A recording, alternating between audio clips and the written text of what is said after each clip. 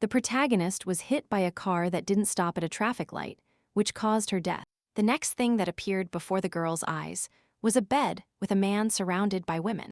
Looking around, she wondered if this is life after death. Suddenly, the man lying on the bed turned towards the protagonist, calling her Lady Rosetta, saying that her obsession had gone too far and that she, as the future crown princess, should set the right example for others. Paying attention to him, the girl wondered who he was and why he was calling her by a strange name. Suddenly, she felt pain in her hand and wondered why she was clenching her fist so tightly. Looking at her hand, the girl saw deep wounds left by her nails, realizing that she had prevented the man from having fun with the girls. The main character turned around and headed towards the exit. Unexpectedly, he told her that he would forgive her this time, calling her his girlfriend, which greatly surprised the girl. The prince whispered something to the women beside him and laughed after a phrase from one of them. Then he invited the main character to join them, before kissing her feet. This proposal sounded so insulting that, unable to bear it, she abruptly turned towards the man. The girl approached the bed, which surprised and amused him a little. Upon hearing another cheeky proposal from the man on the bed, the main character got angry. She slapped him with all her might, telling him to shut his mouth. The women who were on the bed started running, frightened by the main character's behavior. The girl made an indecent gesture, thus expressing her attitude towards the humiliating proposal. After some time, while she was in the Duke of Rosario's mansion, passing by the maids, the main character turned to the maids and asked where her father was. The maid, with obvious fear, replied that he was in his office. Heading to the office, the girl thought about the fact that, being the Duke's only daughter, that slap to the crown prince had no consequences for her. Suddenly, the maids called out to Lady Rosetta, telling her she was going in the wrong direction, and that she needed to go to the second floor. Addressing them, the protagonist thanked them for the tip, but in their eyes she seemed very terrifying due to her bad reputation. The maids, exhausted by fear, collapsed to the floor, and Lady Rosetta headed towards her father. Walking down the hall, the girl thought that a week had already passed since she found herself in someone else's body. At first, she found it difficult to adapt to the local customs and etiquette. Then she realized that everything was even worse than it could have been. The main character's mother cried constantly for a reason unknown to the girl. Her father looked at her with anger and hostility, clearly visible in his eyes. After this, Lady Rosetta realized that her life was in her father's hands, and he could take her away at any moment. Walking down the hall, recalling and thinking about everything that had happened, the girl realized what situation she was in. The body she inhabited belonged to the only daughter of Duke Rosetta and wife of the crown prince of the Karthik Empire, Elina Rosetta. Most shockingly, Elina Rosetta is a character from the fictional world of the novel The White Rose Lady, which the main character read at a friend's recommendation. The main character of this novel, whose name is Rosetta, meets the crown prince, and this is a story about great love and overcoming adversity. The one who created obstacles in her path was Lady Rosetta, who was the villain of the story. She even tried to poison Rosetta, although she survived, but because of this, the novel's main character executed Helena. Recalling the prince's behavior, the girl concluded that she had not yet met Rosetta. Therefore, the protagonist decided to change her destiny so as not to become a villain and die at the hands of the crown prince. Having decided what needed to be done, she first went to her father because, above all, her main task was to survive. Entering his office, the girl said she wanted to break off her engagement with the crown prince. The Duke was not very pleased with this news, because previously his daughter had insisted very much on marrying the prince, and suddenly she decided to cancel it. Then Elina was not taken aback and announced that she wanted to become the heir to her family. After these unexpected words to his daughter, the father became furious. Unable to bear it any longer, he kicked the girl out through his office door. But the protagonist did not stop trying to discuss this issue with the Duke, so she was forbidden to approach the office. Thinking about why her father didn't want to listen to her, Lady Rosetta sat down on the sofa in her room. Recalling how indignant her father was at her words, she thought he might deprive her of her head before the prince. Desperate from these thoughts, the girl lay down on the sofa, thinking that the Duke would make her heir only if he lost his mind. The main character thought of an idea. Because of this, she even straightened up again and began to think about the current situation. Remembering that the crown prince would meet Rosetta in winter, she looked out the window. Outside it was spring, This meant that she still had time to become the heir to the ducal family and break the engagement. Suddenly, someone knocked on the door, and after giving permission to enter, Elina's mother appeared in the room. The main character asked the Duchess what brought her to her room. Seeing her mother's reaction, the girl began to wonder why she was so afraid of her daughter. Elina decided to assure the Duchess that she would not harm her, which slightly surprised the woman. Seeing her mother's face, the girl realized what the previous body owner had done, and she was surprised. The Duchess decided to ask her daughter why she visits her father every day, to which the protagonist replied that she wanted to renounce the engagement. The mother was very surprised by this answer and did not know how to react to it. After this, Elina also said that she wanted to become the heir to the ducal family. This statement was so unexpected that the Duchess did not even find words to express her opinion. But after sorting out her thoughts, she asked the girl why she wanted to break off the engagement. Elina decided to try to persuade her mother and explain that she herself did not understand why she was so obsessed with him, and that she constantly thought about the incident that happened in her room.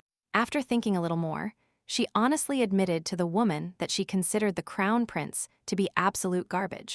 Angrily, the girl jumped off the sofa and began shouting her opinion about her fiancé's actions.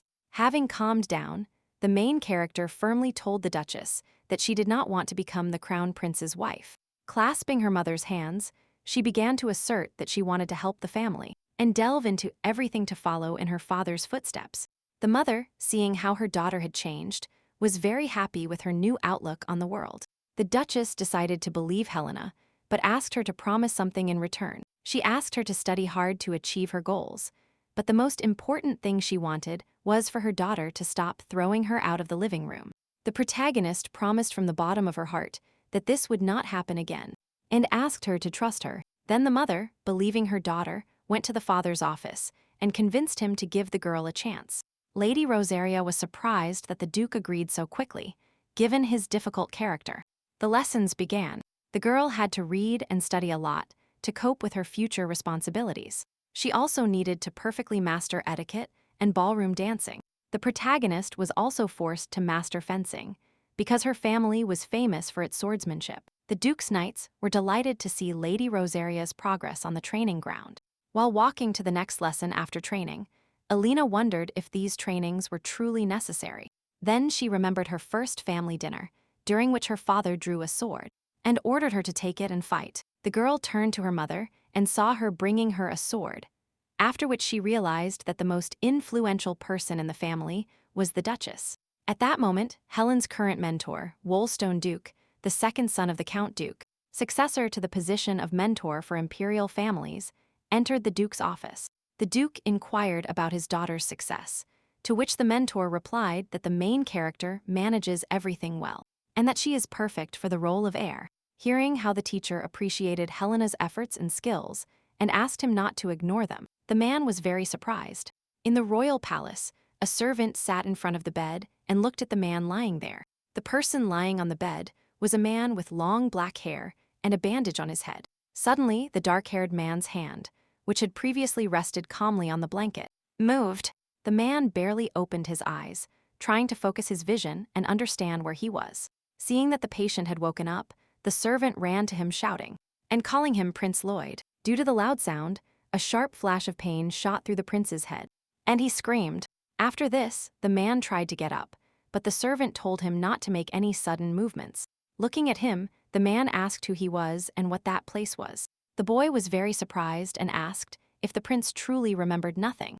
Then he said his name was Dane. Looking at him confusedly, the dark-haired man tried to remember what happened before. His last memory was celebrating with his brother. They were drinking wine. Seeing his long hair, the man was shocked and wondered how long he had been unconscious.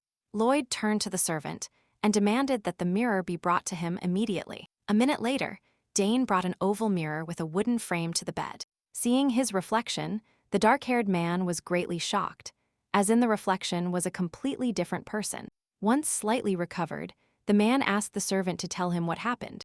Dane said he had a conflict with his younger brother, who is the crown prince, after which he fell down the stairs and ended up in this state. Hearing that although he was the eldest son, he was not the heir, he concluded that he was not a very good person. After listening to the servant's story to the end, some kind of plan matured in the man's head. Someone called Elina from behind. She turned around and saw her father. Approaching him, the girl asked him what had happened. The Duke of Rosario told her to compose herself because she had a trip to the palace, which surprised the main character, asking why she should go there. The father replied that the future heir to the duchy should present herself to the emperor. And upon hearing these words, the mother opened her mouth. The next second, she congratulated Helena from the bottom of her heart. The protagonist at that moment thought that her work had finally paid off, and she was one step closer to her goal. After some time, the Duke of Rosaria and his daughter presented themselves to the current emperor. They greeted him, after which the ruler asked them to explain the reason for their visit. The Duke announced that they had chosen the heir to the duchy and wanted to present him. The emperor, happily that this had finally happened, jumped from his throne. Then he gradually began to grasp the essence of what was happening. Elina confirmed the emperor's assumption that she would become the heir. After this, the emperor wanted to remain alone with the duke and sent the main character to visit her fiancé. Walking down the hall, the girl knew for sure that the ruler could not influence the choice of heirs, and that her father would no longer go back on his word, so it was time to break the engagement. A maid, whom Elina addressed, came to meet Lady Rosaria. She asked the girl where the crown prince's palace was. The maid showed that if you go down the hall, the main character will be in place, which Lady Rosaria was not happy about. Elina turned around and went in the opposite direction because, despite the emperor's orders, she did not want to meet her fiancé. Trying to avoid meeting the crown prince, the girl came to an unfamiliar garden. Wondering where she had ended up, the protagonist started turning around because the place did not resemble the imperial garden. Looking at the flowers, she realized that the place was well maintained. As Elina looked around, a man began to approach her from behind. He called out to the girl and told her how she dared to come without permission, after which she turned around. Looking at him and seeing his blue eyes, she realized that the first prince was standing in front of her. Lady Rosaria greeted him according to the rules prescribed by etiquette. The first prince looked at her confusedly because he did not recognize her. Realizing this, Elina said her name, thinking that she had rarely appeared at banquets before, so he didn't remember her. The man apologized for not immediately understanding who she was, and the main character said there was nothing wrong. Then she apologized for breaking into his garden without permission and disturbing him. Then the girl praised the garden and asked if it was decorated according to the first prince's preferences.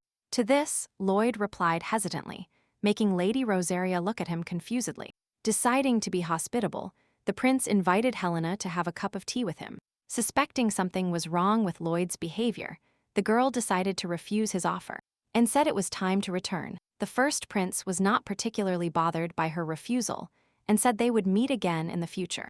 After that, he turned around and walked further into the garden, and Helena stood still and watched him.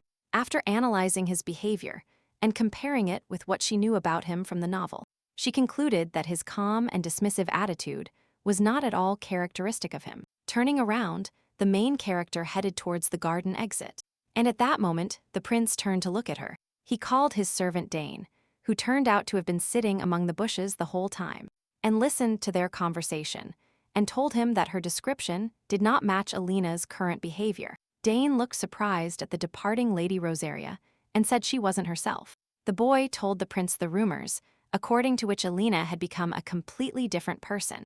After these words, the first prince became angry, frightened the servant, and asked what all this meant. Dane recounted the incident with the crown prince, after which Lady Rosaria seemed to have been replaced, and she wanted to become the heir to the duchy. Surprised, Lloyd turned to look at Elina again, as her situation was very similar to his. Upon returning home, the protagonist was greeted by her maid, who was surprised that the girl had seen the first prince. The maid asked Lady Rosaria in surprise if she had seen the prince. She meant that he had already woken up.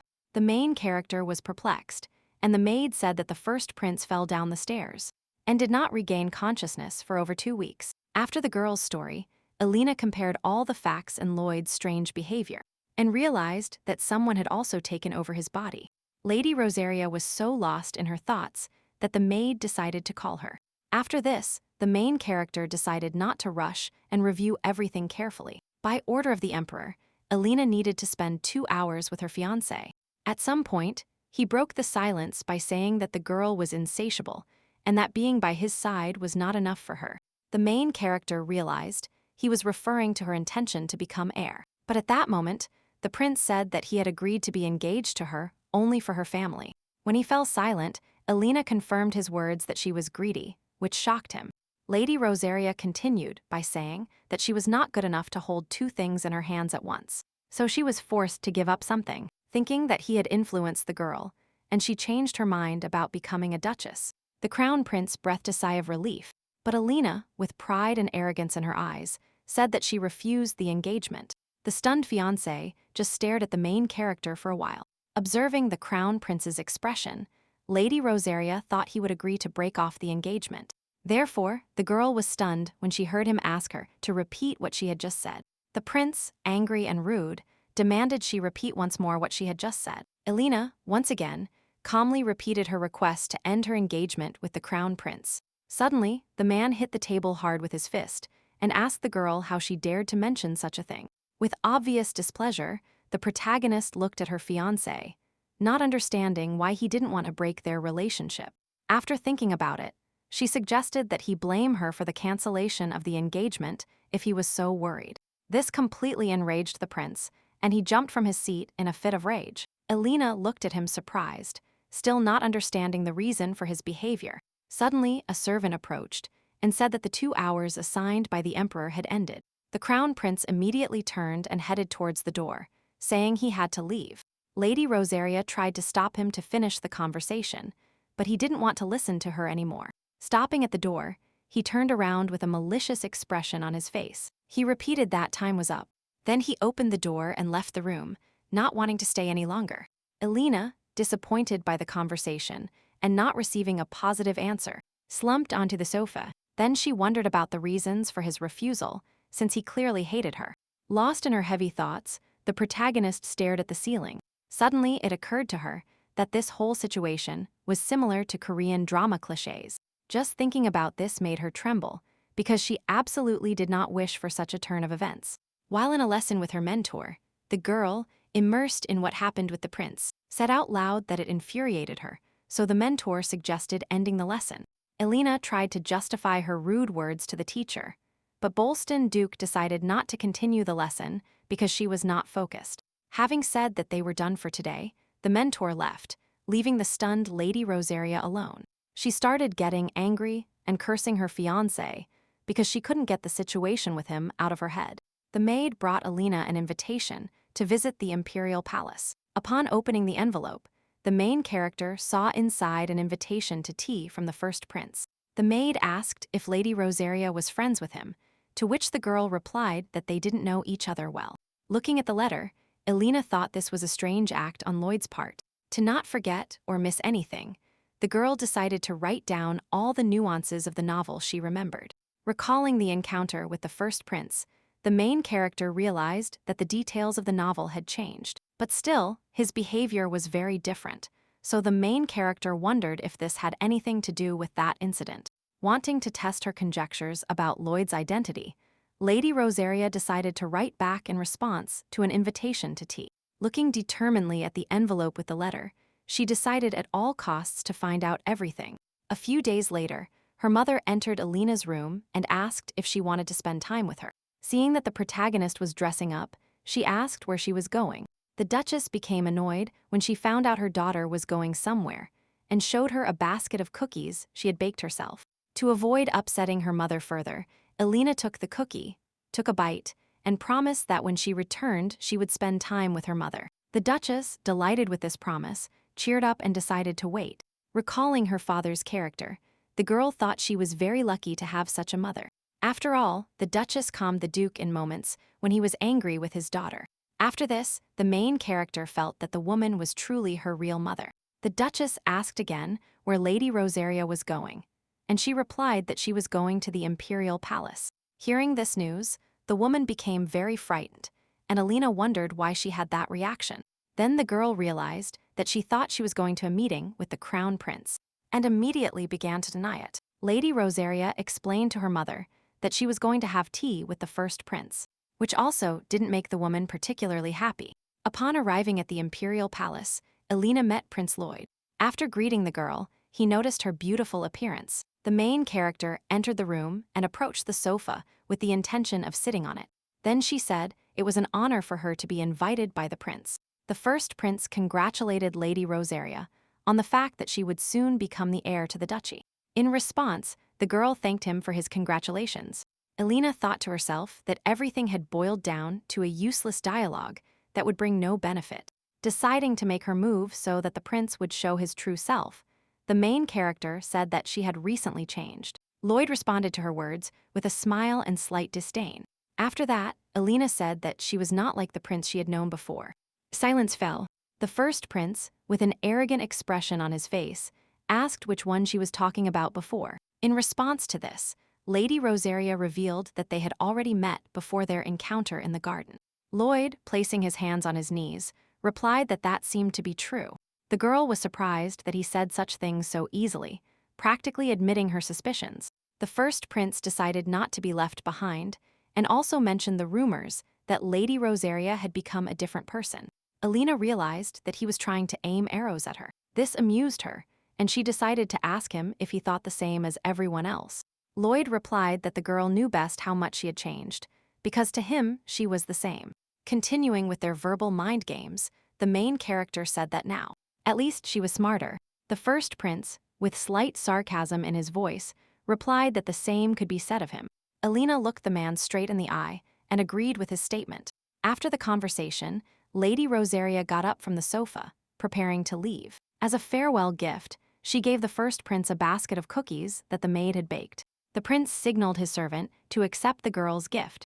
Elina turned around and headed towards the exit, and the first prince watched her back. He then became interested in the gift, and Dane brought the basket of cookies closer. Suddenly, Lloyd noticed that there was some kind of note tucked in the ribbon. Surprised, the man grabbed the paper and immediately began to read it. The servant looked with surprise at the prince's expression and asked if Lady Rosaria had written something offensive. Lloyd looked seriously at the paper that asked who he was and thought. The last thing the main character remembered from her past life was what she celebrated with her younger brother. After drinking wine, he suddenly started bleeding from the mouth and realized that he had been poisoned. The man fell onto the table, and his brother served him wine from his cup. It was the younger brother who poisoned the wine and made his older brother drink it, which made him incredibly happy. As a result, he ended up in the body of the first prince and had doubts about whether he should trust Lady Rosaria, even though they were from the same world. Smiling mysteriously, Lloyd thought he wanted to know her intentions and that she would interfere with his plan. Several days passed, but the first prince still did not reply to the main character, so she started getting nervous, thinking she had made a mistake and should have written something else on the note. She worried. Elina's thoughts were interrupted by the maid, who entered the room with a letter. The main character immediately jumped from her seat and asked whose it was. Having opened the envelope, the girl with an inspired face began to read the letter. The letter was not from the person she expected, but it still contained good news. Elina asked the maid to bring her a pen and perfume so she could quickly write a reply.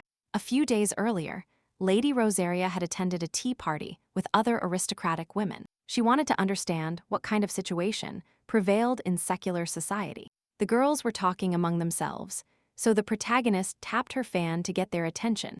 The girl in the green dress clarified in a benevolent tone that it didn't suit Lady Rosaria. Elina replied that everything was fine. On the contrary, she was happy to attend the tea party, because she hadn't attended such events for a long time. Then the blonde suggested that Lady Rosaria should also share something. The protagonist immediately seized the situation and started a conversation about the political situation and economic situation of the empire, asking others to share their thoughts with her. But from the expressions on the faces of those present, it was obvious that they were far from these topics. Deciding that she needed to think of another conversation topic, Elina barely remembered that a new dessert shop had recently opened. The girls' faces immediately changed, and they looked at Lady Rosaria with anticipation. Suddenly, one of the girls approached the main character. She seemed excited. The girl curtsied and introduced herself as Bella Chatterjee, then congratulated Elina on becoming the heir. Looking at this sweet girl, the main character wondered if the aristocrat in front of her was sincere. Deciding that everything was in order, Lady Rosaria smiled warmly and returned the greeting. Those present immediately also joined, in congratulating Lady Chedarga. From the other side of the table, another girl suddenly approached the main character. Sweet at first glance, she also decided to congratulate Lady Rosaria. Looking at her, Elina immediately recognized her, recalling the novel's plot. This girl and the former Lady Rosaria harassed the main character of the novel, Rosetta. She was the daughter of the Marquis of Tennessee and assistant to the former body owner, Lady Rosaria. Before Lady Rosaria appeared, everyone followed her orders, which is why she looked down on everyone. Lady Tennessee mockingly apologized for waiting so long to approach her and congratulate her. Elina decided to teach the aristocrat a lesson, so she said with a sweet smile that she accepted her apologies. The girl looked at the main character in shock, because she did not expect such a reaction at all. With a changed face, Elina repeated once more that she forgave her for ignoring her and not approaching her earlier. Lady Tennessee was annoyed because her attempt to take advantage of Lady Rosaria had failed. With a look of discomfort on her face, the protagonist said she was sad about the tension that had started between them. Taking Lady Chedarga's hand, Elina expressed her sincere gratitude for her congratulations. Bella was happy with this attitude towards herself, and Lady Tennessee clenched her fist in anger. The aristocrat apologized again to Lady Rosaria and told her she didn't mean to bother her at all. The girl thought to herself that she would not allow the main character to take away her authority among the nobility. Determined to have her way, Lady Tennessee began to talk about the rumors surrounding Elina. Deciding to play along, the main character replied that she was preparing to become heir, which is why she hadn't appeared in public for so long. Not wanting to give up so easily, the aristocrat clarified why Elina didn't write a letter at that moment. The rest of those present, interested in the conversation, began to say that it was low of Lady Tennessee to mention rumors in front of everyone. Having cut off all conversations, the main character asked the girl if she had deliberately brought up the rumors. Continuing to attack the aristocrat, Elina asked her why she was trying to ruin the tea party. Lady Tennessee, who did not expect such pressure, froze, stunned, and did not know what to answer. One of the girls present said that she should apologize to Lady Rosaria. Upon hearing the whispers of everyone else agreeing that Lady Tennessee had been tactless, she started getting even angrier. Clenching her fists, the girl decided to apologize to Elina to save the remnants of her reputation. The main character also accepted her apologies this time. A few days later, Lady Rosaria received guests at her estate. It turned out to be Lady Render and Lady Chedarga, who were at the tea party. Elina invited them to her personal library, where a small table had been set up for them. Lady Chedarga looked around the room with delight and then praised it, saying she had never been in such a beautiful room. The main protagonist thought to herself that everything was going according to her plan, and that they should continue to envy her and admire. A little before everything, the maid asked Elina why she brought treats to the library. Lady Rosaria told her that she wanted to show them something to win over the girls. She had agreed beforehand with the butler that he would enter the office with some document, which he did. After reviewing the documents, Elina clarified some questions with the man. At that moment, her guests looked at the main character with fascination. The girl, having resolved all the issues, returned the documents to the butler. Furthermore, she apologized to the aristocrats for making them wait, because she had taken on some of the Duke's responsibilities. With this act, she won the affection and trust of the girls, who were delighted with her. Lady Rosaria thanked them for their compliments, appearing slightly embarrassed. However, Lady Render asked if Helen was becoming heir because she was the Duke's only daughter. This is exactly the question the protagonist expected, because now she could lead the conversation in the direction she wanted. Rebecca Render came from a count's family who had been involved in trade for generations, and her small business was already bringing her big profits. Bella Chedarga, at 14, had an excellent photographic memory, as she was born into a noble family of famous explorers. These girls were united by the fact that they were far superior to the heirs of their families, but they themselves could not become them because they were girls, and the main character was going to take advantage of this. Elina asked why Rebecca thought that, which slightly surprised the girl. Lady Render said that usually sons become heirs, but since she is the only one in the family, that's why she became the heir. The main character replied that the law had been amended and that other children could also become heirs. Bella tried to explain her bewilderment by saying that this was a strange option, since it went against tradition. Elina replied that if she has skills, then why can't she become an heir because of some traditions? Lady Chedarga was delighted, and Lady Render sat thinking about something. The main character complained that as soon as she found out that her cousin would become the heir, she couldn't find a place for herself and felt embarrassed. Bella immediately said confidently that she would have acted exactly the same in such a situation. And Elina had nothing to be ashamed of. Enthusiastically, the girl called Lady Rosaria a role model and asked Rebecca for support, who confirmed her words. After these words, the protagonist said that thanks to her words, she gained confidence. When the guests left, Lady Rosaria sat in front of the window and thought that the meeting had gone well, and her impression of the girls had changed. Before the aristocrats left, Elina also told them to ignite a fire in their hearts, that she would help anyone who wanted to reveal their talents. She understood that perhaps now they still hadn't grasped the meaning of her words, but soon everything could change, and then they would come to her. At the same time, on the estate of Count Render, the Count's family was sitting at the table and having dinner. Rebecca, unexpectedly to everyone else, expressed her desire to go with her brother to the library, where he was studying, preparing to become heir. The girl said she also wanted to study trade to be able to help her brother in the future. There was a long silence at the table.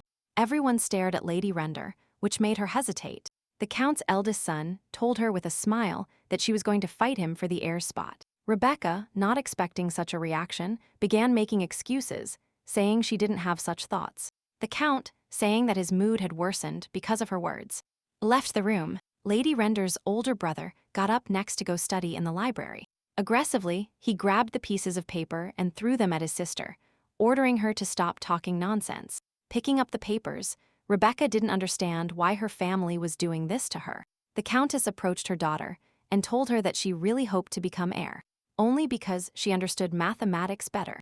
The woman turned to leave and finally told the girl to get rid of the shop she was running. Lady Render, completely crushed by the current situation, remained sitting on the floor. After a sudden flash, she suddenly remembered Lady Rosaria's words. Elina said she was always ready to help if necessary, and Rebecca began to have hope. The main character wanted to go for a walk in the evening, but suddenly it started to rain. Suddenly, a maid burst into the room saying that Lady Rosaria had a guest. Elina looked at her bewilderedly, because who could appear in such weather late at night? The maid, for some reason, hesitated. She didn't dare say who it was, but then replied that Lady Render had arrived. Lady Rosaria and her maid rushed into the room where the guest was. The girl, soaking wet, turned to the protagonist and asked for help. Shortly after, they were sitting on the sofa by the fireplace, and maid served them hot tea. Lady Render apologized for the late visit, but Elina reassured her and asked her to tell her what brought her here. After this, Rebecca said exactly what the main character expected, and in response to a request for help in solving the problem related to the heir, she refused. Lady Render was disappointed, but Lady Rosaria immediately said that she would not refuse other help. Elina said that not even the emperor can interfere in inheritance matters, but she can help in other ways. Rebecca cheered up again after these words and thanked the main character. Then Lady Rosaria asked her how she rated herself and her skills. The girl said that when she was a child, she first learned to count and only then to read. Lady Render's favorite place was the market, where it was always very lively.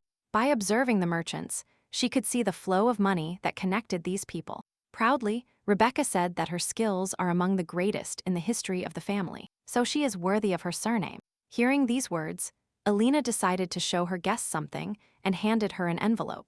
Lady Render opened the envelope and saw the word tomato written inside. She turned to the main character and asked if there would be any problem with the tomatoes. Elina was glad that Rebecca understood everything immediately and that she had such outstanding skills. Lady Rosaria told the girl that a foreign delegation would soon arrive at the Empire and that they would close an important deal. Lady Render wondered if she would succeed, even with help and tips because she didn't have funds. After all, she decided to refuse this opportunity and thanked the main character. Realizing that Rebecca was hesitating about the money, Elina handed her the check from the Rosari family. Lady Render took the check and, realizing that it would be more than enough, thanked Lady Rosaria. The girl became emotional hearing the compliments directed at her, and tears of gratitude sprang from her eyes. She cried even more because she wanted to hear these words from her family. When Lady Render calmed down a little, Elina asked her if she had decided how to proceed. Rebecca assured the main character that she would definitely manage, and that her help would not be in vain. After this, Lady Render returned to her estate, where the Countess came out to meet her. She started shouting, asking where her daughter was, and the girl apologized in response. She also asked for forgiveness for causing trouble for her family with her temper.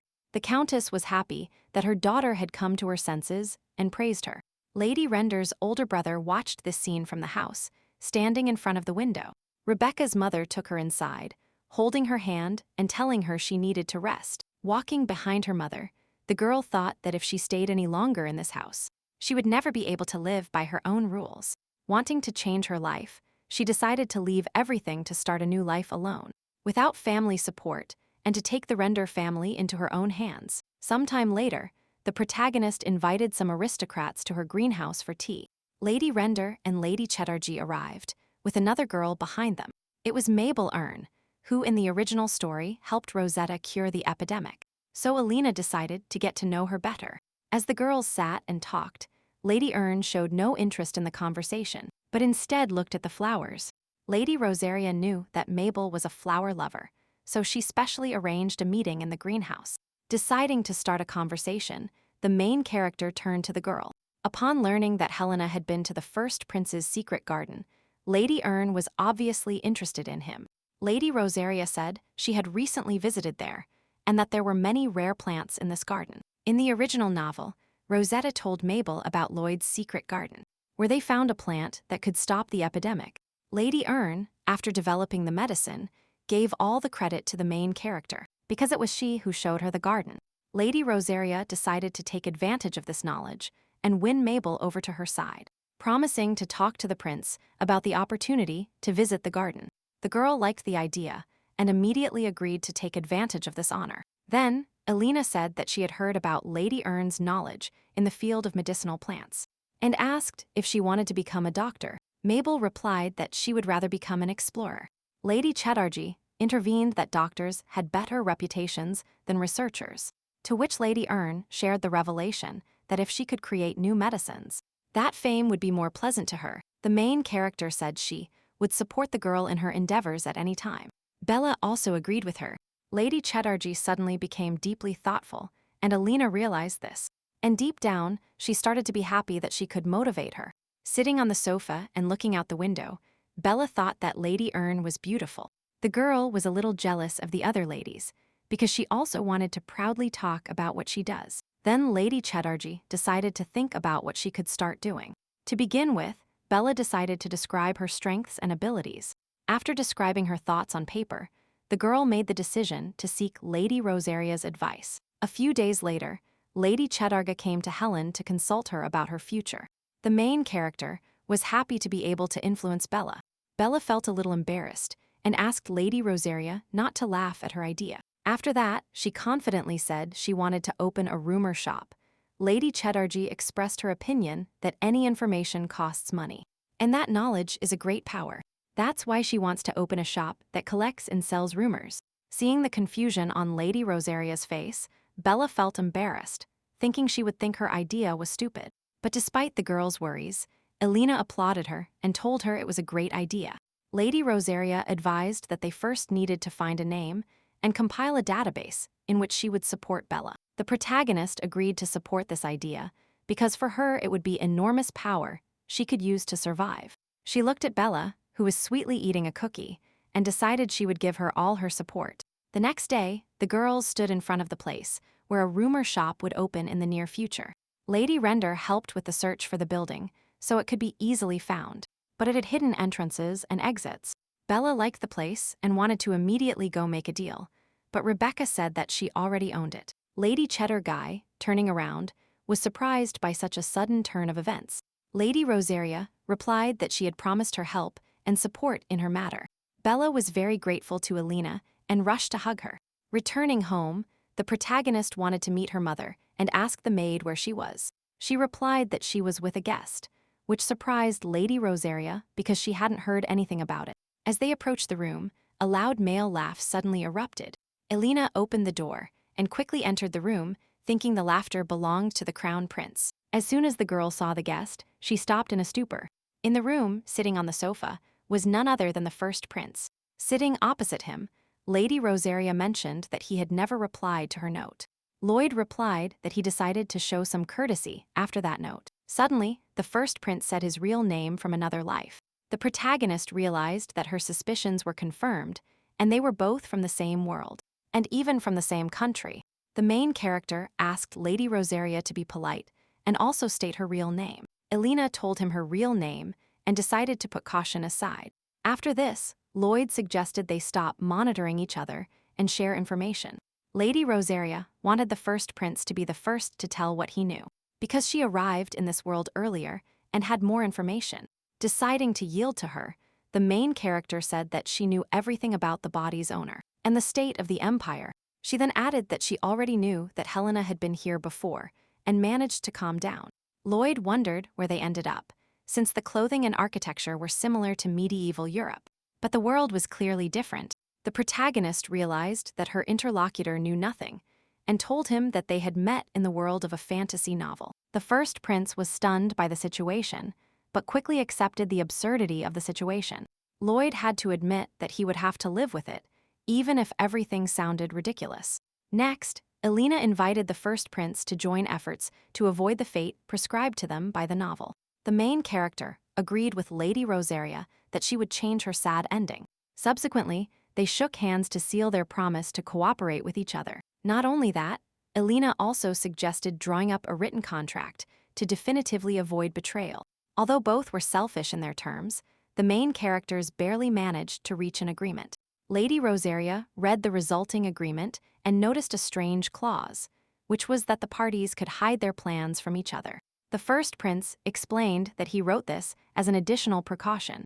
Having finished, Lloyd got up from the sofa and invited Elina to come have tea starting tomorrow. Accepting her terms, Lady Rosaria replied that she could bring a guest to her garden at any time. The main character accepted the girl's conditions and said it was not a problem. Elina kept her promise to attend the prince's tea party every day. She asked him what he wanted to achieve with this, to which the man replied that he hoped to catch someone. The main character didn't like that Lloyd didn't answer her normally. When time was up, the first prince got up from his seat and hurried to take care of his business. Lady Rosaria was very angry at his behavior and promised herself that she would pay him back for such rudeness. Walking down the hallway, Lloyd saw a servant who, upon seeing the prince, ran up to him. Dunny told him that a message had arrived from the imperial palace and that his father wanted to see him. The prince considered this an excellent opportunity to start executing his plan. The main character presented herself before her crowned father and greeted him. The emperor began to talk about how someone had recently frequently visited the first prince's palace. Lloyd told him that this guest was similar in appearance and character to a fox. The emperor was amused by the comparison between Helena and a fox and burst out laughing. The emperor smiled, wondering what made the first prince, who was previously a weakling, change so much. After his thoughts, the man suddenly jumped from his seat. He approached his son and grabbed a lock of his hair. Trying to suppress the first prince's will, the emperor pressed him and told him that something had changed in his head. Then he let go of Lloyd's hair and asked him how big his goals were. The emperor sat calmly in his seat and ordered the protagonist to attend the meeting next week. The first prince bowed obediently, obeying his father's will. Then he turned around and left his father's office. Lloyd had a mysterious smile on his face as he completed the first step of his plan. The crown prince was informed that the first prince would attend the meeting. He immediately went to the emperor to find out why he had given such an order. The man was clearly displeased with such a blatant intrusion into his office. The crown prince, being drunk, demanded an explanation, worried about his situation. The emperor asked what the reason was for his second son being so insecure. In a last attempt to convince his father, the blonde threatened to make him regret his decision. But the emperor did not hide his confidence and replied that he did not regret what he had said.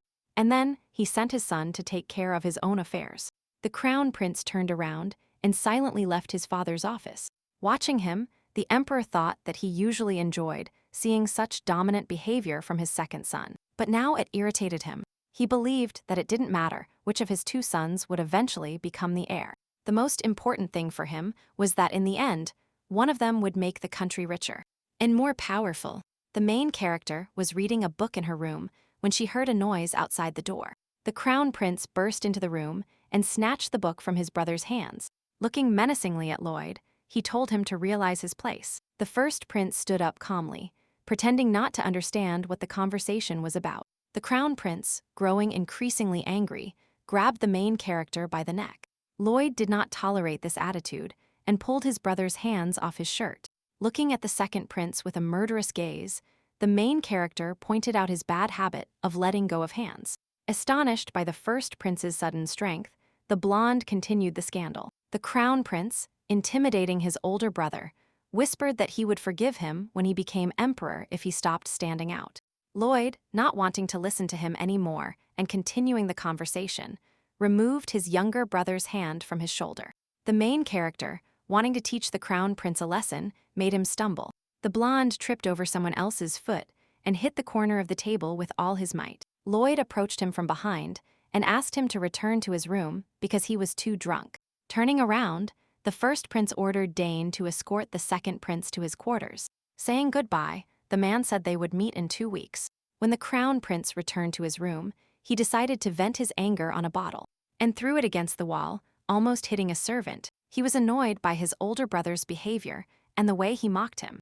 Having calmed down a bit, the second prince turned to the servant and ordered the Marquis of Tennessee to be called.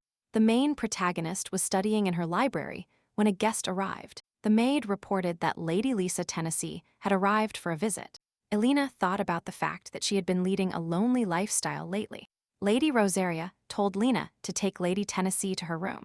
The guest approached the table where tea and desserts had already been prepared for her. Smiling kindly at each other, the girls exchanged greetings. Then, the main character asked Lady Tennessee the purpose of her visit. Lisa replied that she would first like to have tea and then get down to business.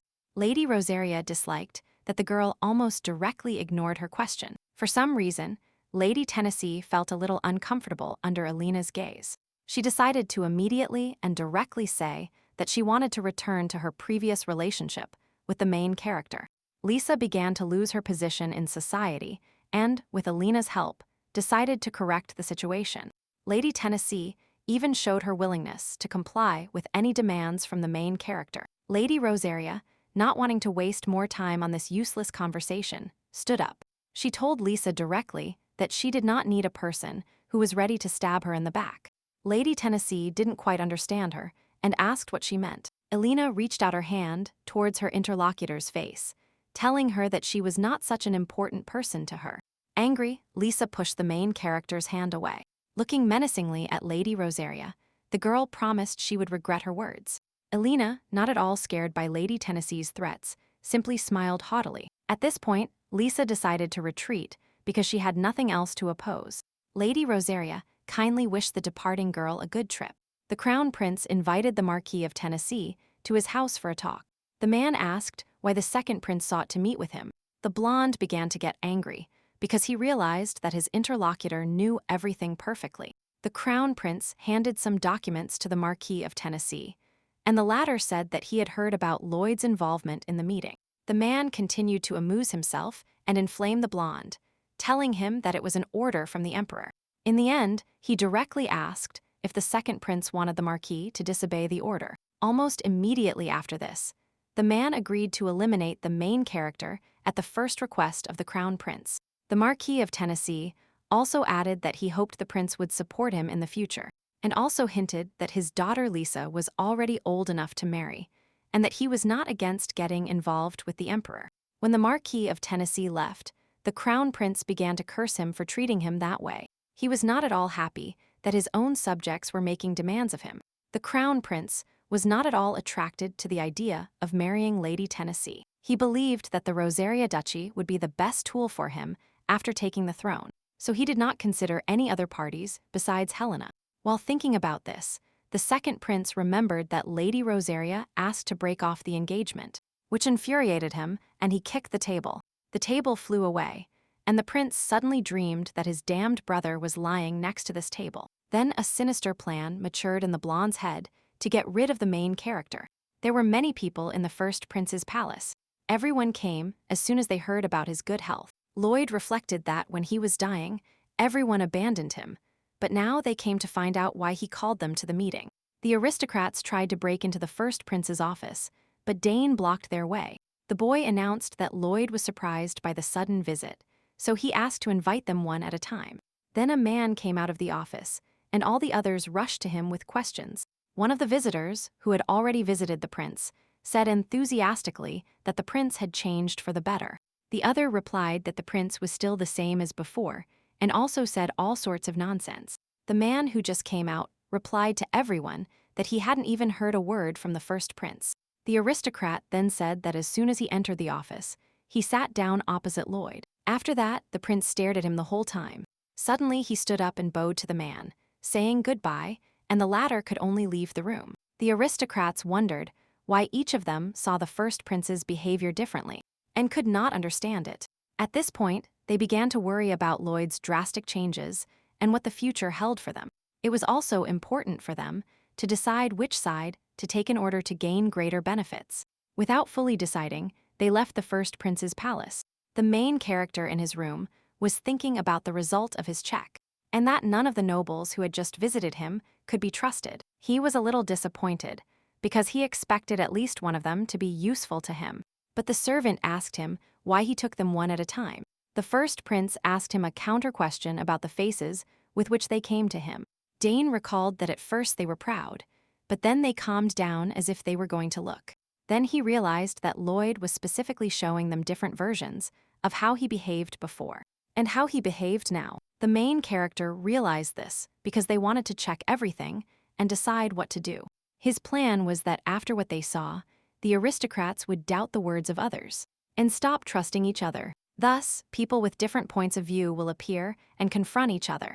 Dane completely respected the main character after such a well-thought-out plan. Lloyd was confident that his actions would force them to face a difficult choice. The main character was on the street in front of the building where the rumor shop was supposed to open. Lady Chedarji approached her from behind and asked if she liked everything. Lady Rosaria wondered why everything looked so beautiful on the outside. Elina looked inside and asked why the shop was called Cheese. Bella explained that cheese is viscous, but it doesn't break, and the same with information. It crumbles into pieces, but a whole remains. The main character pretended to understand everything and asked what should be done next. Lady Cheddar Guy thought for a moment and replied that she should wait for customers to arrive. Elina replied excitedly, grabbing the girl by the shoulders, that they definitely needed publicity. She explained to Bella that if they just sat and waited, it wouldn't attract any customers. Then Lady Rosaria heard quiet voices from the entrance and noticed the children there. The main character approached them and greeted them. Then she asked the children for help, but at first they thought she wanted to force them to steal. Elina gave several gold coins to the boy who answered her. The girl explained to them what the new shop was about and asked them to spread the word among the local neighbors. She also promised that she would give the children a gold coin every day for the work done, which made them very happy. Satisfied with the easy money they had gotten, they rushed to complete the errand. Lady Rosaria placed a veil over Lady Chatterjee's face. To hide her face, she put on the same mask and explained that it was necessary for security.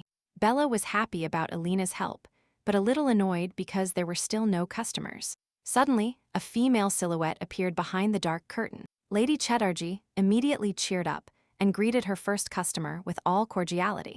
The Marquis of Tennessee was sitting in his office and drinking wine calmly. One of the first prince's subordinates entered the room and greeted the owner. The Marquis of Tennessee allowed his guest to sit down and got straight to the point, ordering him to get rid of Lloyd before the meeting. The aristocrat clearly did not like the idea of getting involved in dirty deeds. The Marquis of Tennessee accused him of cowardice and weakness, as he could not deal with the prince locked in his room. The nobleman hesitated, because recently Lloyd began to receive attention from the emperor. The Marquis hurried the man to answer, pouring wine into his cup. The aristocrat decided to submit to the Marquis's will and follow his orders to remain on his side. The Marquis of Tennessee was happy because he would settle his debt with the crown prince without getting his hands dirty. The main character in his room strengthened his body through training. Having finished the exercises, he asked Dine if what he asked for was ready. The servant handed him a jewelry box containing an exquisite earring. The first prince did not like excessive luxury, but he had to endure it. The main character, after putting on an earring, put on a cloak and went for a walk. Young knights had their own meetings, similar to tea parties with noble ladies. The main figure at one of these meetings was Russell Cedric, son of Count Cedric. After the meeting ended, everyone left, and Russell remained alone in the library. Suddenly, someone addressed him. The young man turned towards the voice. A man in a cloak approached Cedric and removed the hood from his face. Rochelle looked closer at the interlocutor and recognized him as the first Prince Lloyd Cardick wanted to speak with him.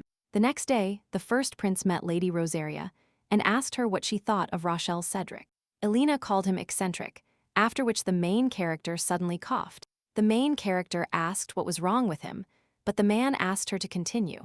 The girl mentioned that, despite his eccentricity, he has skills. The first prince thanked Lady Rosetta for the useful information. Elina wondered what kind of game His Highness Lloyd was playing, but she didn't ask.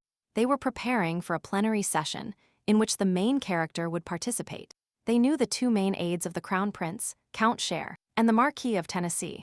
However, the first prince found out that the Crown Prince was not satisfied with the growing power of the Marquis of Tennessee. The second prince's displeasure only amused Lloyd and Helena. Lady Rosetta concluded that the Marquis represented the interests of the heir to the throne, and not those of Count Cher. She explained her conjectures by saying that the second prince's opinion should be known, because they are sure that he will become emperor. There was a strange expression on the main character's face, so Elina asked what was wrong.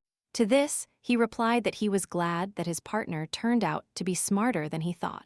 Then the main character asked him what his opinion of her was. Lloyd tried to get out of the awkward situation by saying that he was a little mistaken and that now he hoped for forgiveness. They continued their discussion. The first prince mentioned Viscount Ron Zephyr, who pretended to be friendly with him. The Viscount frequently visited the main character upon learning that he participated in the meeting and asked about his well-being. Helena was amused that Ron Zephyr was still so attached to the first prince. A few years ago, his family had wealth and reputation. However, his businesses have gone bankrupt, and the Viscount's financial situation has been affected. Then he wasted the rest of his fortune on gambling, now heavily in debt. The first prince considered him suspicious because it would be more beneficial for the Viscount to side with the Crown Prince. Helena confirmed that it would be wiser for him to stay close to the second prince. Lloyd theorized that someone was paying money to Ron Zephyr to spy on the first prince, and occasionally undermine his position from within. The main character decided she needed to find out who was paying the Viscount for espionage. Lady Rosetta had some guesses as to who it might be, but decided not to voice them for now. The main character suggested trying to dig in the other direction, because finding it out directly would not be possible. The girl said that if someone is having money difficulties, they will try to borrow money elsewhere. The first prince agreed that this made sense and asked Helen to find out. Lady Rosetta immediately remembered Lady Render, who is the best at money matters. The main character sent Beatrice to the trading company that belonged to Rebecca. The assistant notified Lady Render that she had a visitor. Elina entered the room and immediately greeted Rebecca. Rebecca, who had cut her hair and was now wearing men's clothes, was happy to see her. She invited the girl to sit down. Elina praised Lady Render's office. Then the protagonist noticed that she looked very cheerful. Rebecca shared that she is much happier now than when she ran her family's trading company. Lady Rosetta asked if the girl knew anything about Viscount Zephyr. Lady Render knew all the information about him regarding the money part, and gladly agreed to share it. Having found the Viscount's file, the girl said he had a lot of debts due to gambling and other entertainments. Rebecca handed the documents to Helena so she could look more closely. Continuing the story, Lady Render added that sometimes he would pay off a large amount of loans at once, which is why they granted him loans again. Rebecca also said that Viscount Zephyr came to her to ask for a loan, but she refused him. The main character wondered if it was possible that he was settling debts by receiving money for espionage. Lady Render also mentioned that sometimes Ron Zephyr paid off debts with expensive decorative items, and this alerted Elina. Rebecca stood up and said there were few such items, and the Viscount insisted they were family heirlooms. The girl showed one of these items and said she kept it separately because she liked it. The main character, upon seeing this, said thoughtfully that she had seen it before. Lady Rosetta remembered seeing exactly the same thing in the first prince's palace. A few days ago, when Elina was visiting the prince, she noticed a cute flower pot. The girl thought to herself that he was completely inconsistent with the current first prince. Lady Render began to worry about what the main character was telling her. The main character assured Rebecca that she would make sure not to suffer any harm from this situation. Lady Rosaria took her interlocutor's hands and asked her to trust her. The girl also promised Lady Render that she would help her increase the profits of her new trading company. Lloyd Cardica saw Russell again to try to convince him to work for him again. Cedric turned around and looked annoyed, and replied that working for the first prince would not benefit him. So he refused. On the day of the meeting, Lloyd visited him to win him over to his side, but Russell refused. So the prince comes for the third time. Cedric, irritated, put the book back on the shelf, amazed by the first prince's tenacity. The main character continued to attract Russell, telling him that with him great things could happen. Cedric was not interested in such things because he did not lack money, knowledge, or honor. The man tried to insult the first prince so that he would give up his attempts to recruit him. Lloyd did not want to give up so easily, so he clarified if Cedric really didn't want anything. The main character, without ceasing to convince his interlocutor, approached him. Leaning towards him, he suggested that Russell must have had enough of everything. The first prince came up with great entertainment. He wanted Cedric to name him emperor. Russell was clearly interested in this proposal and wanted to test his abilities. Lloyd Cardica decided to leave so that the man could carefully consider his proposal. He left the library, and suddenly a carriage stopped right in front of him.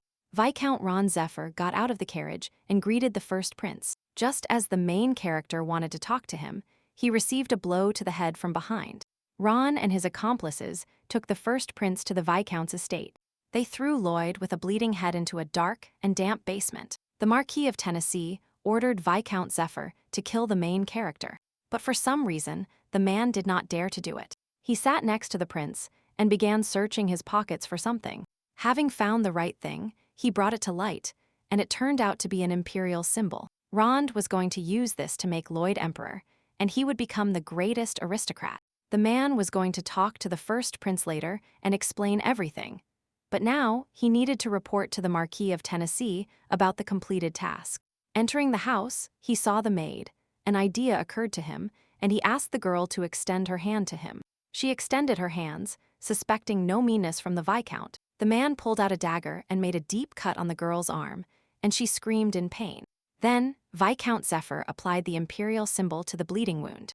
Ron decided that this would be enough to make everyone believe that the first prince was dead.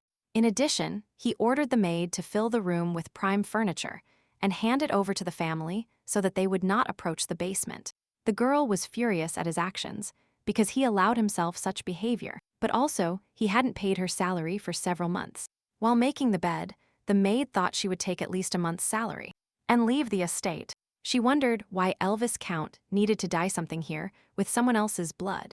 The girl remembered that she had never seen such a gold medal in the house. Then she remembered the prohibition to approach the basement. She decided to check it out, thinking that something valuable was hidden there, and went to the guards, supposedly by order of the Viscount. The men were delighted with the owner's care and fell upon the food.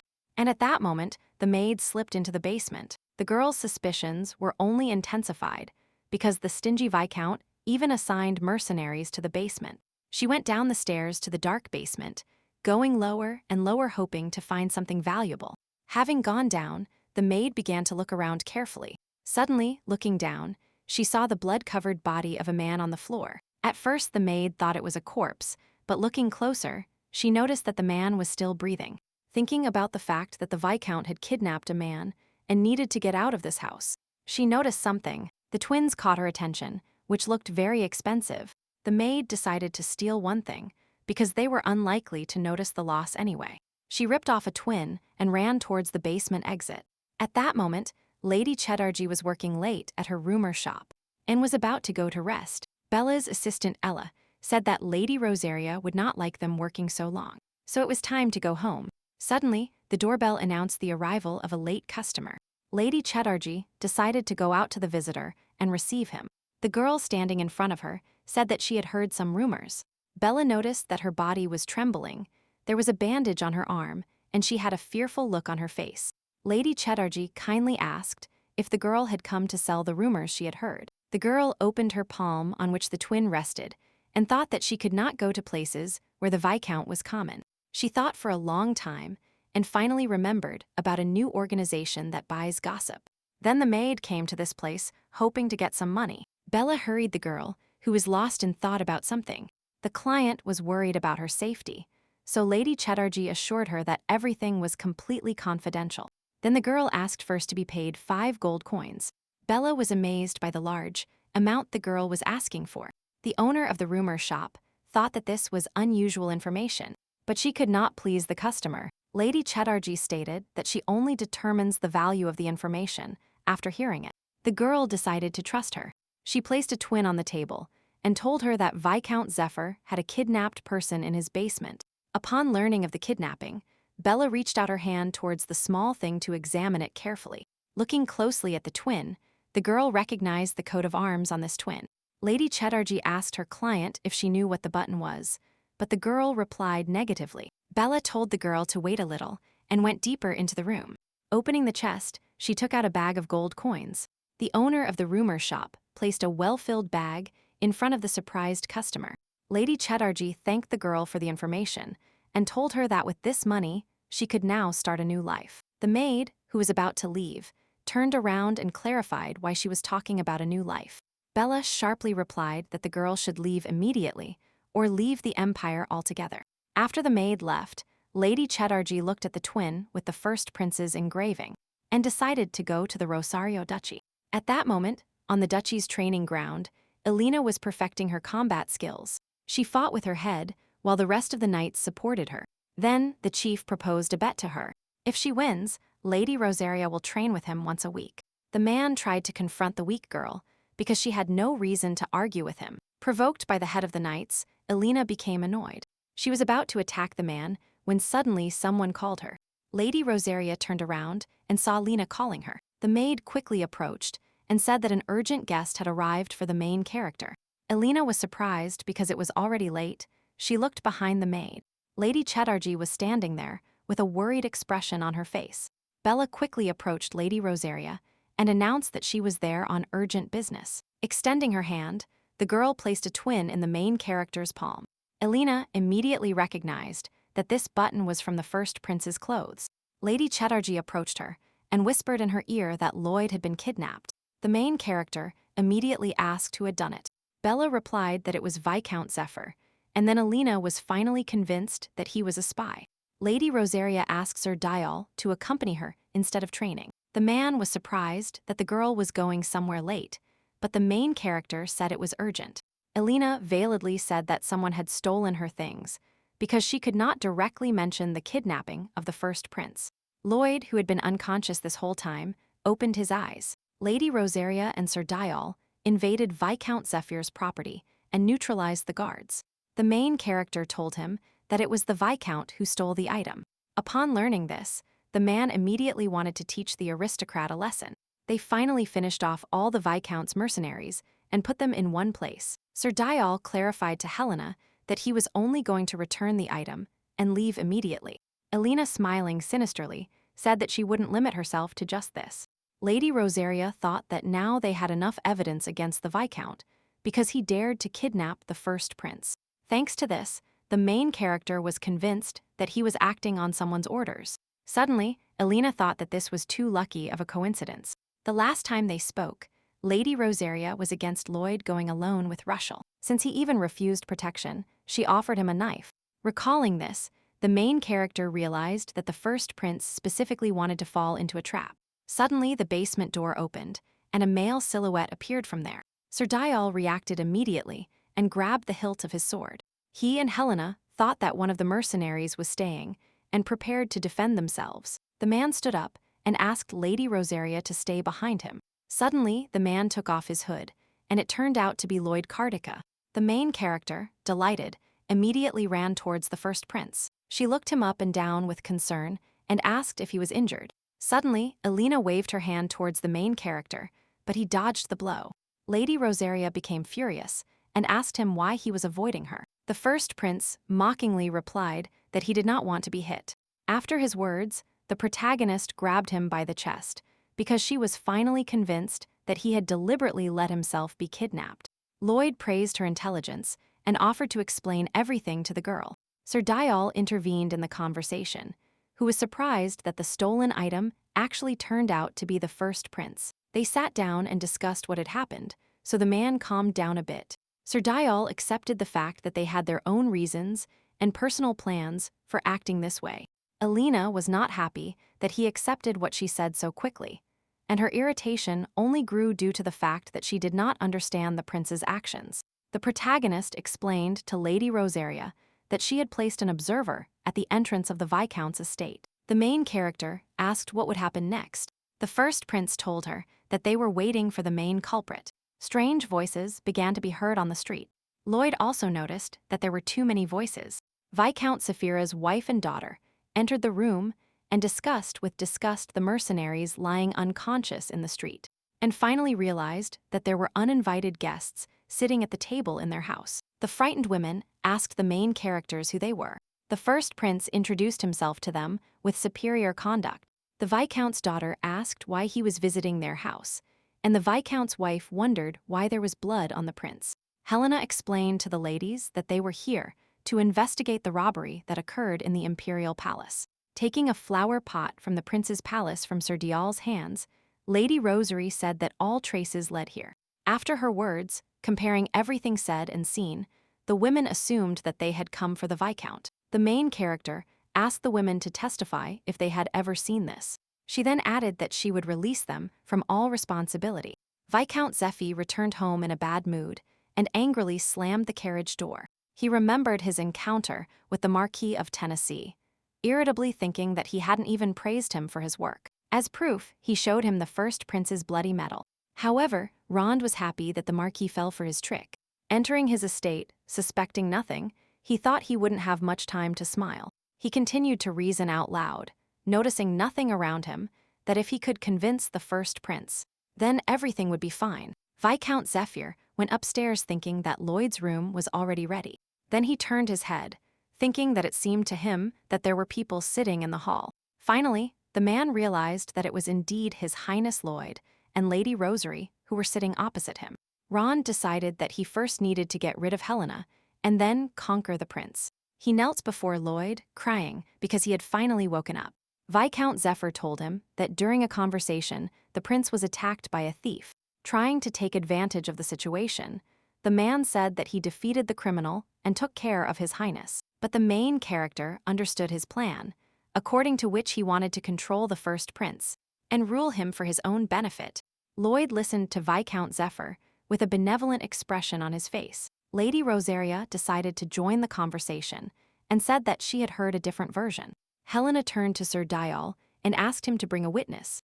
The head of the knights dragged a man in a cloak into the room with his hands tied behind his back. The main character said that the man he caught told him that the Viscount had kidnapped the prince. Viscount Zephyr began to deny everything and say that his loyalty to the first prince had been misinterpreted.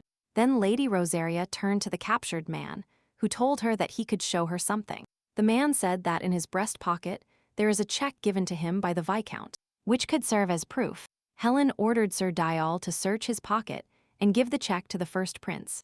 The girl thought that Lloyd had prepared well. He found a hired double agent and used him to solve the Viscount's crime. Sir Dial found an envelope in his pocket and handed it to the main character.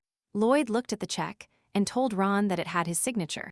The first prince stood up from his seat, and Viscount Zephyr excused himself by saying it was a misunderstanding.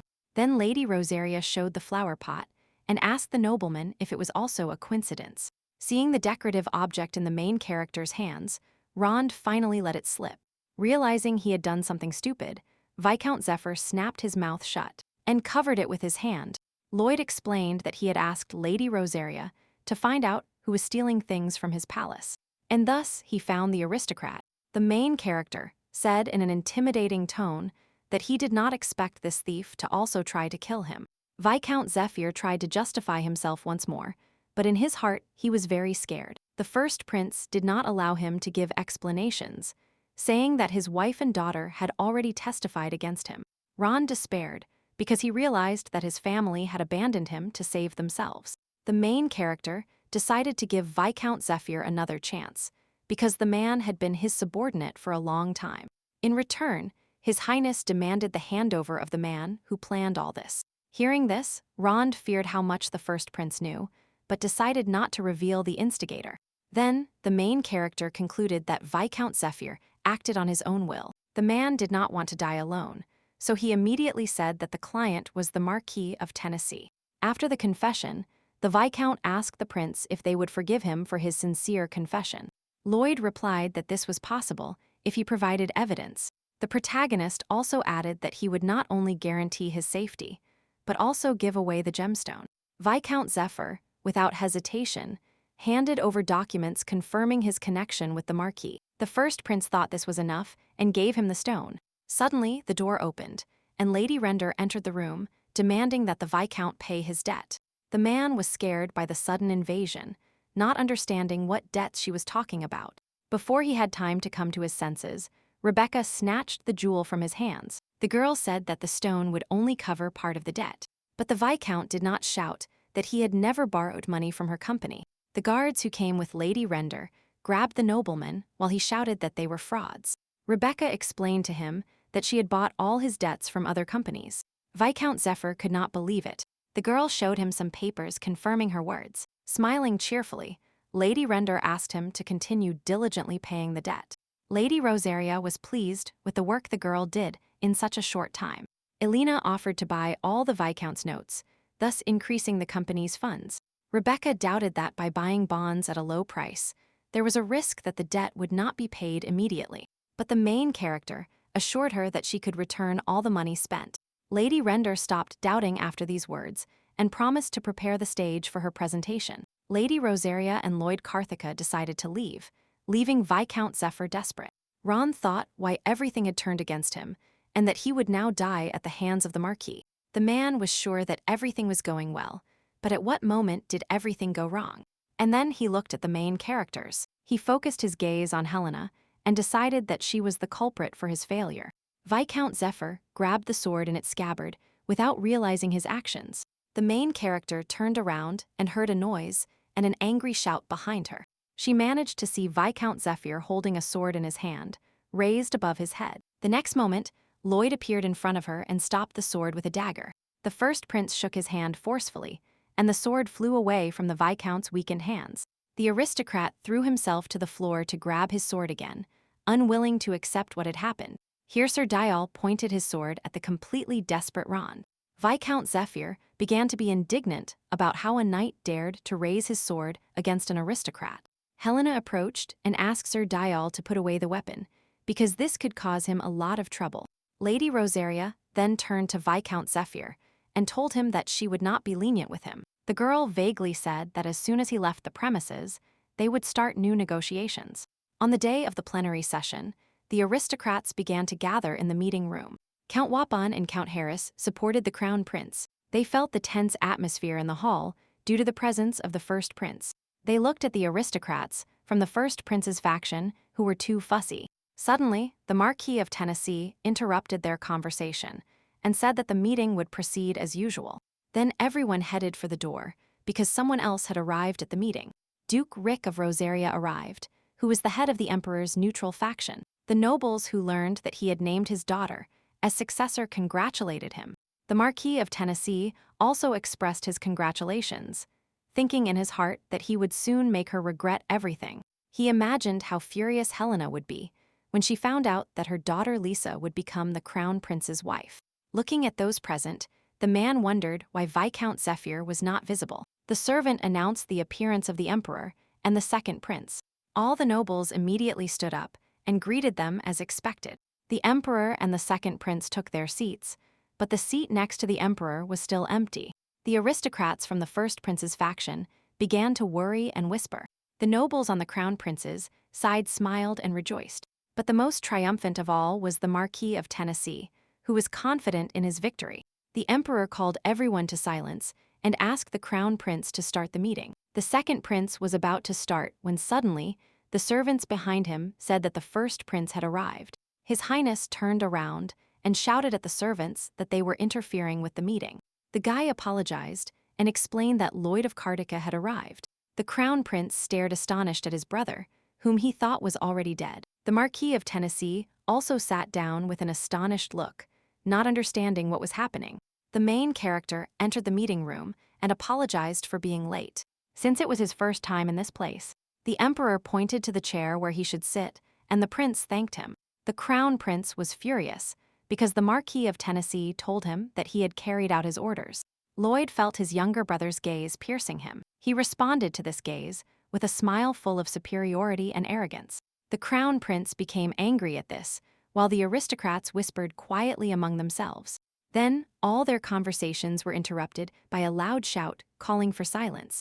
The crown prince said he would start the opening of the meeting again. Lloyd interrupted him again to say something before the meeting began. The second prince told him that this would be possible after the participants expressed their opinions. The emperor decided to allow the first prince to speak.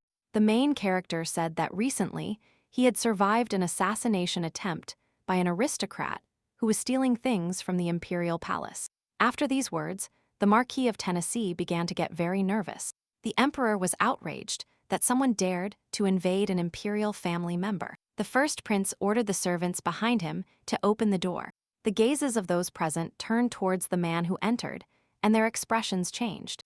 Lady Rosetta entered the meeting room and greeted the emperor. People started whispering again, perplexed by what was happening. The Duke of Rosario was also agitated, not knowing what his daughter was doing. He jumped out of his seat and turned to the girl next to him, thinking she had committed an assassination attempt. Elina immediately refuted all suspicions about herself and said that she did not do it. Lady Rosetta turned to the servant and ordered him to bring the criminal. The knights, escorted, were led to the room of the pirate viscount. Ron Zephyr fell to his knees, and Elina announced that he was the one who carried out the attack on the first prince. All the nobles present were shocked by this fact. Lloyd Kartika turned to his father and revealed that there was one more important thing. Besides the fact that the Viscount had committed an assassination attempt, the main protagonist announced that there is another person behind this crime. After Viscount Zephyr attacked Helen, she invited him to have a second negotiation. The man asked suspiciously what he would have to do. The protagonist told him that he would be taken to a plenary session where he would reveal the identity of the real criminal. She suggested that he hand over the Marquis of Tennessee to save his life. The aristocrats argued heatedly about what happened, and soon the interrogation of the Viscount would begin. Suddenly, someone asked everyone to calm down. Lady Rosetta looked at this person. It turned out to be the Marquis of Tennessee, who said he didn't understand anything at all. The first prince clarified what he meant, to which the Marquis asked why no one knew about the assassination attempt, which means that the prince deliberately concealed this fact. The man also said that all this goes against common sense. The Marquis of Tennessee managed to sow doubts in the others, and they began to think that this was truly strange. Moreover, the imperial knights were unaware. The main character was indignant at the ease with which her opponent managed to change the atmosphere in the room. Lloyd turned to the Marquis and asked what he meant by all this. The Marquis of Tennessee replied that it occurred to him that maybe everything was an act. Lady Rosetta asked him if he thought the first prince was lying. To this, the man replied that he simply doubted the veracity of what happened. Looking the Marquis point blank, the girl clarified why, in her opinion, His Highness Lloyd was lying. The Marquis of Tennessee replied that it seemed to him that, in this way, the first prince wanted to make an impression and expand his influence. Viscount Zephyr could not believe that they wanted to abandon him to keep their positions. Elina was surprised that the Marquis of Tennessee decided to accuse the first prince of such a thing. Meanwhile, the man suggested treating the situation as a minor incident and forgetting about everything. Trying to suppress everyone with his authority, he asked those present if they would follow his example and forget this incident. The emperor observed the situation and wondered what Lloyd would do.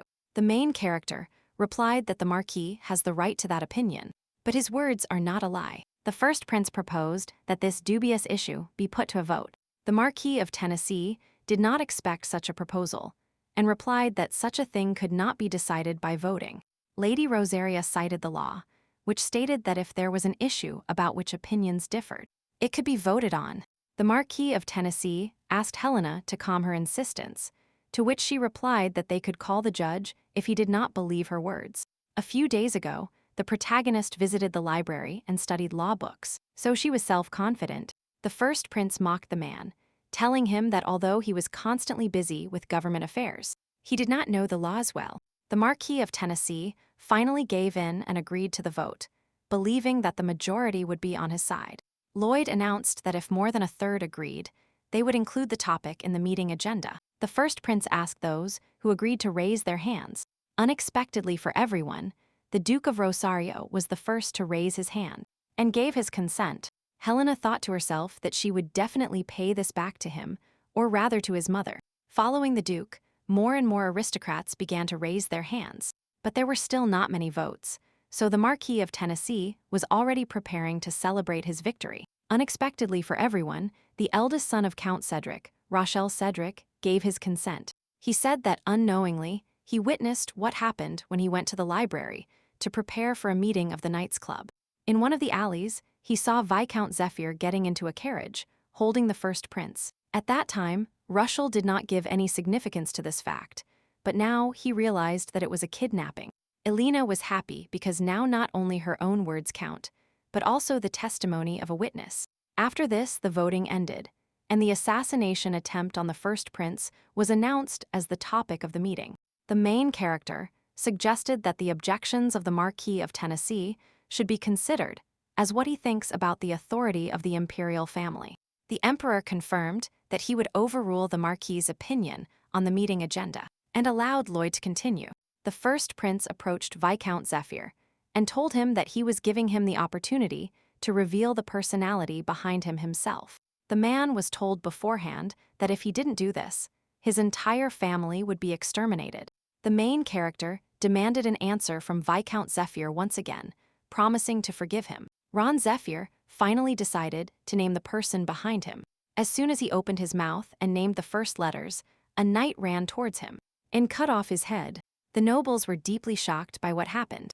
One of them demanded to seize the knight. The crown prince ordered everyone to be quiet, because, in any case, he would have been executed for attempting to assassinate a member of the imperial family. He announced that the meeting could not continue and was declared closed, after which he left. Elina thought that the crown prince had sown doubts in the hearts of the aristocrats by ordering the Viscount's death. They had heard that the Marquis's name was mentioned, and now they were discussing why the crown prince had done this. Now, after the incident, they suspected that Kaizen Kartika was involved in the assassination attempt on his brother. Lady Rosaria was thinking that now everything was going according to her plan, when suddenly she felt someone's gaze. The girl turned around and found herself facing the emperor, who was staring intently at her. The main character realized that he had been watching her closely this whole time. The crown prince was furious in his office, breaking dishes and scolding his subordinate. He told the Marquis of Tennessee that the beautiful girl and his useless brother were making fun of him. Kaizen approached the man and asked if he was mistaken. The crown prince ordered the Marquis of Tennessee to investigate who was part of the first prince's faction. He also demanded to know all the information about Helena Rosaria. The crown prince wanted to know what kind of relationship the girl had with his older brother. 2 days passed after the plenary session. Lloyd was busy receiving visitors, but the main character was also making progress. Lady Render visited her and informed her that the Viscount had so many debts that not even the sale of his property would cover them all. However, he accumulated many expensive things without paying his debts, so the fortune of his company increased. Rebecca also brought something that would be very useful for Lady Rosaria. She handed Helena the contract concluded between the Marquis of Tennessee and Viscount Zephyr. After reading the content of the documents, the main character was amazed, because in them, everything was described in much more detail than in her evidence. Lady Rosaria thanked Lady Render from the bottom of her heart for the job well done. Elina supposed that immediately after the meeting, the Marquis rushed to the estate to erase his tracks. The girl thought that he hadn't found anything and started to tremble. They left her a message that they had evidence and knew much more, so Elina was in a very good mood. The Duke of Rosario stood by the window of his study and looked into the garden. He wondered why his daughter would do all this for the first prince. Thinking about it, he hoped that she simply did this because the first prince was in danger. Suddenly, someone knocked on the door, and the head of the duchy's knights entered the office. The Duke of Rosario asked what matters had brought him at this hour, to which Sir Dial replied that he had something to tell about Helena. Upon hearing the knight commander's story, the man was deeply shocked. The next day, the protagonist went down to breakfast and greeted her parents. The girl sat down at the table. The Duke continued to look at her in silence. Finally, the Duke of Rosario said he wanted to ask Helena a question. He asked her if she wanted to break off her engagement with Kaizen and get engaged to Lloyd. Lady Rosaria choked as soon as she heard such a direct question. The protagonist coughed, the mother worried about her daughter. Regaining her senses, Elina asked her father why he was saying such a thing. The Duke replied that her behavior seemed strange and suspicious to him. Sir Dial told him that the main character gave her dagger to the first prince. Also during the kidnapping incident, her relationship seemed strange to the head of the knights. Doña Rosaria, with visible indignation, denied everything and said it was just a misunderstanding. The Duchess added fuel to the Duke's suspicions by telling him that the first prince had personally visited their property once. Elina, trying to calm down, decided not to deny everything so categorically. The girl tried to convince her parents that she had changed now and would not disappoint them anymore. The Duke and Duchess were stunned by her words, unable to find anything to say. The mother was the first to react and promised Elina that they would always be on her side. Lady Rosaria exhaled with relief, mentally reprimanding the previous body owner for her bad reputation. The mother invited the main character to go with her to the same place, but she was forced to refuse. Elina said she already had a date with the first prince, which surprised the Duchess again. The girl was upset when she arrived at the imperial palace because her parents couldn't resolve the misunderstanding. Suddenly something on the side caught Lady Rosaria's attention. Elina looked at the blooming garden and felt her irritation subside. Suddenly someone called her from behind, and it turned out to be the crown prince. He asked why she was there. Then the girl turned to him and wondered why he didn't pass by. The main character greeted the crown prince according to etiquette. After that, she immediately turned around and said she had urgent business. Suddenly, His Highness Kaizen grabbed the hand of the girl, who was moving away. The second prince asked her to stop, saying that his indulgence was not unlimited. Lady Rosaria retorted, saying she had absolutely no idea what he was talking about. Kaizen replied that her methods are ridiculous, and he understands that the reason is that she loves him. But everything has a limit. He also expressed the hope that she would stop provoking him and staying close to the first prince. Elina asked the crown prince if he thought she was dating Lloyd to make him jealous. Kaizen expressed full agreement with her statement, arguing that he no longer had a reason to stay close to his foolish brother. Lady Rosaria immediately pulled her hand out of the second prince's reach and replied that His Highness Lloyd was much better. There was a long and tense silence between them. The crown prince demanded to repeat what the main character had just said. Elina immediately complied with the demand and repeated that the first prince was better than him, from character and talents to appearance. Suddenly they heard Lloyd's voice, who came out to meet Lady Rosaria because she hadn't appeared for a long time. The main character took the first prince by the arm and replied to the crown prince that she was dating him because they loved each other. The crown prince was very surprised when he heard this news. Elina watched Kaizen's reaction, expecting him to start getting angry. The crown prince did not show the reaction she needed. Instead of getting angry, he tried to embarrass her, as she already has a fiancé.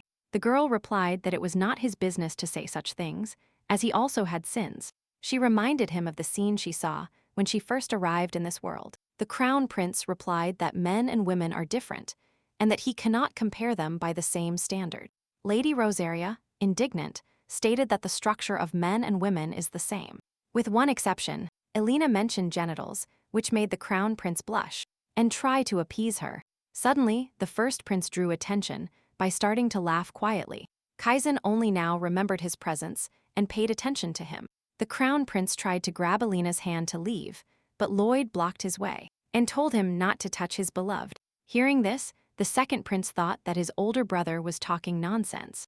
The protagonist grabbed Lady Rosaria by the waist and told his younger brother to leave.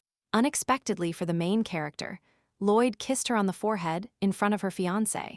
After this, the first prince turned to Kaizen and advised him to leave if he realized it. The crown prince was stunned by what he saw, in no hurry to leave. Finally, he turned around and finally said that Lloyd could not behave like this for long. His Highness Kaizen left, and the main characters were left alone. The first prince demanded that Lady Rosaria explain what had just happened. Elina had a moment of realization. She was no longer entirely sure of what she had done.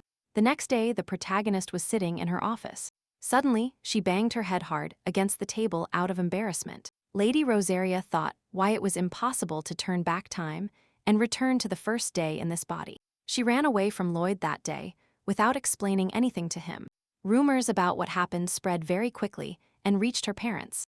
Elina understood that this would not be possible to avoid for long, and that everything needed to be sorted out as soon as possible. The main character decided to meet with the first prince first and explain everything to him. They knocked on the door. Lena entered and said that Lady Rosaria had a guest. Elina was not ready to receive guests and wanted the maid to send him away. Then the main character's guest entered the office and said he was sorry they tried to send him home. Lloyd Kartika said that he missed his beloved very much. That's why he came in person. Lady Rosaria was not ready to talk to him at that moment. She planned to do it later. The maid left the room after her words to leave them in peace.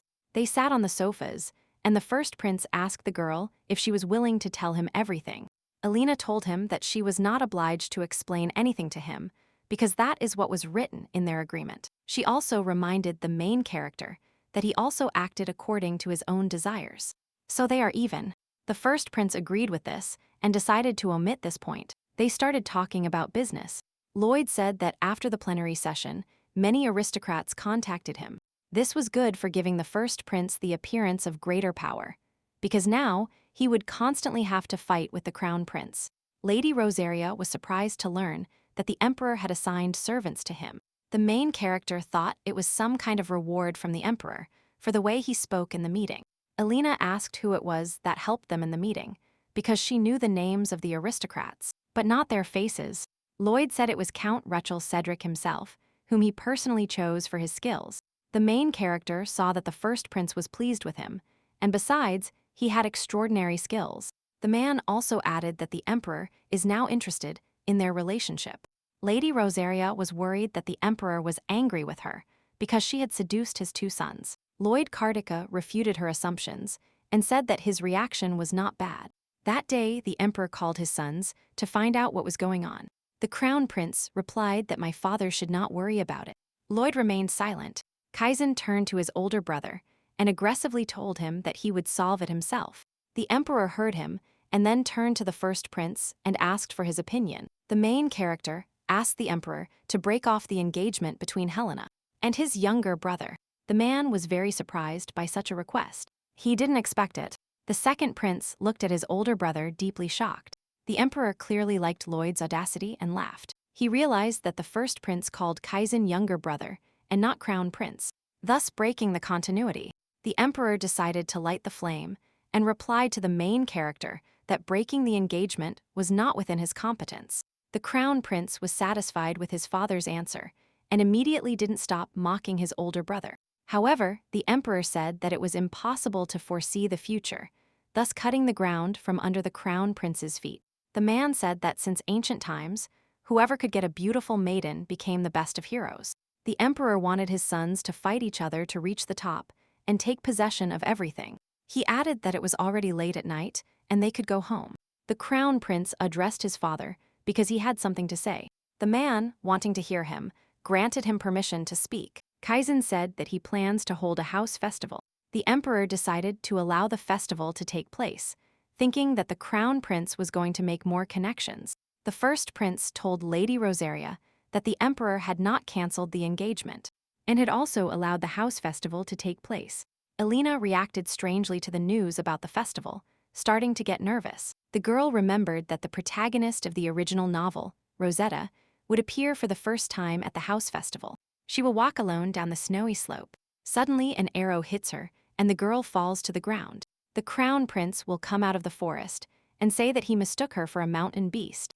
Rosette turned around, and as soon as the prince saw her, his heart trembled. Elina panicked because the appearance of the novel's main character was premature. She asked Lloyd why the hunting festival was being held now and not in winter.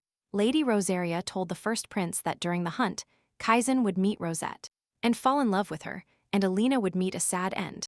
The main character began to worry greatly, as she did not have time to break off the engagement, and Rosetta would appear soon. Lloyd, trying to calm her down, told her that she should be impartial. Lady Rosaria rudely replied that he could say that because it wasn't about his life. The main character replied that she should think carefully, that they would meet at the winter festival. Elina, after reflection, decided that Lloyd was right, and until this condition was met, Rosetta would not appear. Then the first prince added that the crown prince should kill her because he would make fun of the main character. But Elina was not going to do that now. The main character assured the girl that then Kaizen would have no reason to eliminate her. Lady Rosaria finally regained her senses and trusted Lloyd's conclusions. The first prince took the girl's hand and promised to help her, so they should think and discuss everything together. They decided to first draw the emperor's attention, showing their relationship better. Helena restored good humor by saying that she agreed to show a closer relationship with Lloyd. She suggested visiting the first prince's palace once a week. The main character disagreed and said that it was necessary to do it even more often. Lady Rosaria began to visit the first prince much more often to show off their relationship. At some point, Lloyd's rooms became more comfortable for the main character than her own. For this reason, she began to be more interested in this man. Elina turned to the first prince and wanted to ask him a question. She asked what he did in his previous life. Lloyd was interested in why she asked about this only now. She replied that her curiosity had just been piqued. Elina, in order to get the main character to talk, decided to talk about herself. She was very smart and intelligent, so she was liked by everyone. The parents were happy that their daughter was so smart and talented. But one day, due to the expansion of her father's business, her home was destroyed. But the protagonist thought she would be protected because she was still a child. Despite the girl's expectations, her parents soon died. Left alone, she tried with all her might to hold on and stay strong. The main character almost succeeded in achieving her goal, but a tragedy occurred. After that, as soon as she opened her eyes, it turned out that she had entered the body of the duke's daughter. In relation to the current situation, because she is now at the top, Elina did not regret her death. From Lloyd's face, it was clear that he didn't completely agree with her, and that he was thinking about something. Then he dryly said that her death was indeed normal. Lady Rosaria considered such an answer even better than awkward consolation, and asked to be told about her. Lloyd pronounced the name of the leading company in South Korea and added that he was its heir. The main character remembered that she once heard this name and saw his face. Elina was surprised and annoyed because he was even more shameless than she had imagined. The girl thought that she had simply been reborn in the body of a prince, but before she was also an influential man. Lady Rosaria was interested to know why he died so suddenly, because he was supposed to be accompanied by guards. She reasoned that such a person could not die in an accident for him, even food is tested, so he could hardly die a normal death. The main character suggested that perhaps he died of a chronic illness. Lloyd remained silent. Since the first prince did not answer for a long time, Elina once again demanded an answer. She was indignant because the girl was the first to tell him about herself, but the man remained silent. Finally, His Highness Lloyd began to speak. Lady Rosary urged him to answer. Turning to her, the main character said that his younger brother poisoned him. Elina was deeply shocked by this revelation. She could not believe what she heard. After a short silence, she said that his death was indeed unusual. After some time, the house festival began. While the main character was waiting for it, something happened. Lady Rosaria visited Lady Chatterjee and found her immersed in her work. Bella began to apologize for not being able to keep her promise not to overwork. Although thanks to this, the first prince was saved. The girl's family found out that she had a rumor shop and assigned more knights to her. Elina thought that Lady Chatterjee had prepared well not to scold her. The main character promised not to insult her this time, which made Bella very happy. And Lady Rosaria received a visit from Lady Render early one morning. Elina froze as soon as she saw Rebecca's face. Lady Render apologized for coming so early. A recent bruise was visible on her face, and she added that she had received a contract for tomato trade. Count Render was furious because Beatrice's trading company was stealing his contracts. Rebecca admitted to her father that she is the owner of the company. The man immediately raised his hand and slapped his daughter in the face. The girl fell to the ground. The countess ran up and started calming her husband, but he kept shouting. Lady Rosaria congratulated Lady Render on a job well done. Rebecca also added that her father would not throw her out because he was very afraid of public opinion. Elina was in her shop at the house festival when a maid approached her. When the protagonist went out, visitors were waiting for her in front of the shop. It was Bella Chatterjee, Rebecca Render, and Mabel Earn who greeted each other. Lady Rosaria was happy that Lady Render could participate in the festival, despite her breakup with her father. The girls sat at the table to enjoy the beautiful weather with cups of tea. Seeing them all together, the rest of the participants in the hunt began to actively discuss what they had seen. One of the aristocrats said that they go well together. Elina was the heiress of the most powerful family after the imperial family. Lady Render, who came from a count's family, had been running her own trading company since she was very young. Also Lady Chatterjee and Lady Arn, who were very intelligent and talented. The people watching them said that they looked like a single force. Then the first prince approached Helena, which sparked a new wave of interest. They discussed whether she was increasing her influence for His Highness Lloyd. All the nobles thought that the relationship between them was just a show to provoke the crown prince. But they looked genuinely in love with each other. Since ancient times, it has been said that the Rosetta family obeys only the emperor, which means that the heir will surely become emperor if he has the support of the Duke of Rosetta. In this case, the person chosen by the heiress of the Rosetta family, Helena Rosetta, will become emperor. Suddenly, an aristocrat said that she needed to fulfill some request. The other ladies also remembered some urgent matters they needed to resolve immediately. Thus, all the tables near Lady Rosetta's table were empty. The main characters noticed that everyone was paying attention to them and decided to add more fuel to the fire. Lloyd took Helena's hand and told her that despite being very busy, nothing was more important to him than knowing her. In fact, they planned all this in advance to show everyone their relationship. Lady Rosetta suggested taking advantage of the opportunity at the house festival. The first prince asked the girl what exactly she wanted to do. Since a large number of people will gather at the festival, the main character suggested showing everyone their passionate relationship. The main character suggested that for everything to be more authentic, she should practice in advance.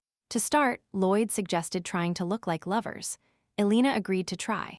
The first prince did not like the look with which the girl was looking at him. Lady Rosetta clarified what was wrong, because in her eyes, in her opinion, there was too much passion. The main character handed him a mirror and said that it looked like she was about to kill someone. Elina didn't know how to portray a loving look because she was busy earning money, so she didn't have a relationship. The main character tried again and asked Lloyd how it was now. The first prince just laughed at her failed attempts to answer. Over time, they became very good at pretending to be lovers. Elina embroidered a handkerchief and gave it to the first prince, silently criticizing him a little for his overly exaggerated response. Everyone looked at them and couldn't believe such dramatic changes in Lady Rosetta. The main character smoothed Lloyd's hair and wished him to be careful while hunting. In the first prince's eyes, Elina looked very beautiful at that moment. Because of this, the main character got lost in her thoughts and simply remained still, forgetting about the plan. Suddenly, the man grabbed Doña Rosetta by the waist, saying that such a demonstration of their relationship would hasten the breaking of the engagement. The crown prince was immediately informed of what he had seen and began to get furious. Kaizen asked the Marquis of Tennessee if he had prepared everything the crown prince asked of him. The man replied that everything was going according to the crown prince's will. Obviously, the crown prince is planning something insidious against the main characters. The emperor, in front of all the aristocrats present, announced the start of the house festival. The first prince was preparing to go hunting with his newly appointed knight, Jian Johart. Lady Rosetta wished them good luck and told them to be careful. The crown prince noticed that Helena was talking to Lloyd. He continued to stare at her, but there was nothing he could do for now. Lady Render approached the main character and told her to look behind her. Lady Rosetta turned around and saw the crown prince staring at her. Having finished saying goodbye to the first prince, the girl decided to leave now she could only wait. At some point, knights with the wounded appeared near the tents. Elina heard a noise and decided to go find out what happened. She entered the tent where the wounded were being taken. A real chaos reigned there. The healers had not appeared yet. One victim had a deep chest wound and was screaming in pain. The second had his left leg severely injured. They tried to give him first aid. Lady Rosetta recognized the second knight. He was an apprentice who was in Lloyd's squad. Realizing that these were the first prince's people, the main character panicked, thinking something had happened to the first prince. The girl approached one of the knights and asked what happened. He told her that he was in a hurry and didn't fully understand what was going on. One of the knights approached Lady Rosetta and told her that he would tell her everything. They went into the woods in search of home, when suddenly they heard a strange sound. A young deer appeared in front of them. It was decided to catch it because it would attract a lot of attention. The first prince announced to everyone to be ready for the hunt and drew his sword. Suddenly, a terrible beast rushed out of the forest and grabbed the deer with its fangs. Lloyd and his retinue were surprised by the appearance of such a large wolf. They could not understand where such a beast could have come from in the imperial hunting grounds. Suddenly, a shout was heard behind them. The main character and her knight turned towards the sound. Another wolf stealthily approached them from behind and attacked one of the knights, while others tried to kill it. The animals surrounded them on all sides. Lloyd said that they were much larger than normal wolves. He asked John if there were plans to release those beasts at the festival, and he replied no. The main character realized that Sir Johard meant that someone had deliberately released the wolves. The first prince ordered that the wounded be taken out of the forest first, and meanwhile, he would become bait. John was categorically against this, but Lloyd insisted that it was his order. The main character ran to one side, attracting the attention of the animals. In fact, the animals began to chase the first prince, leaving his retinue in peace. His Highness Lloyd was excited, but at the same time understood who was behind this. It immediately seemed strange to the man that the crown prince had been holding back all day.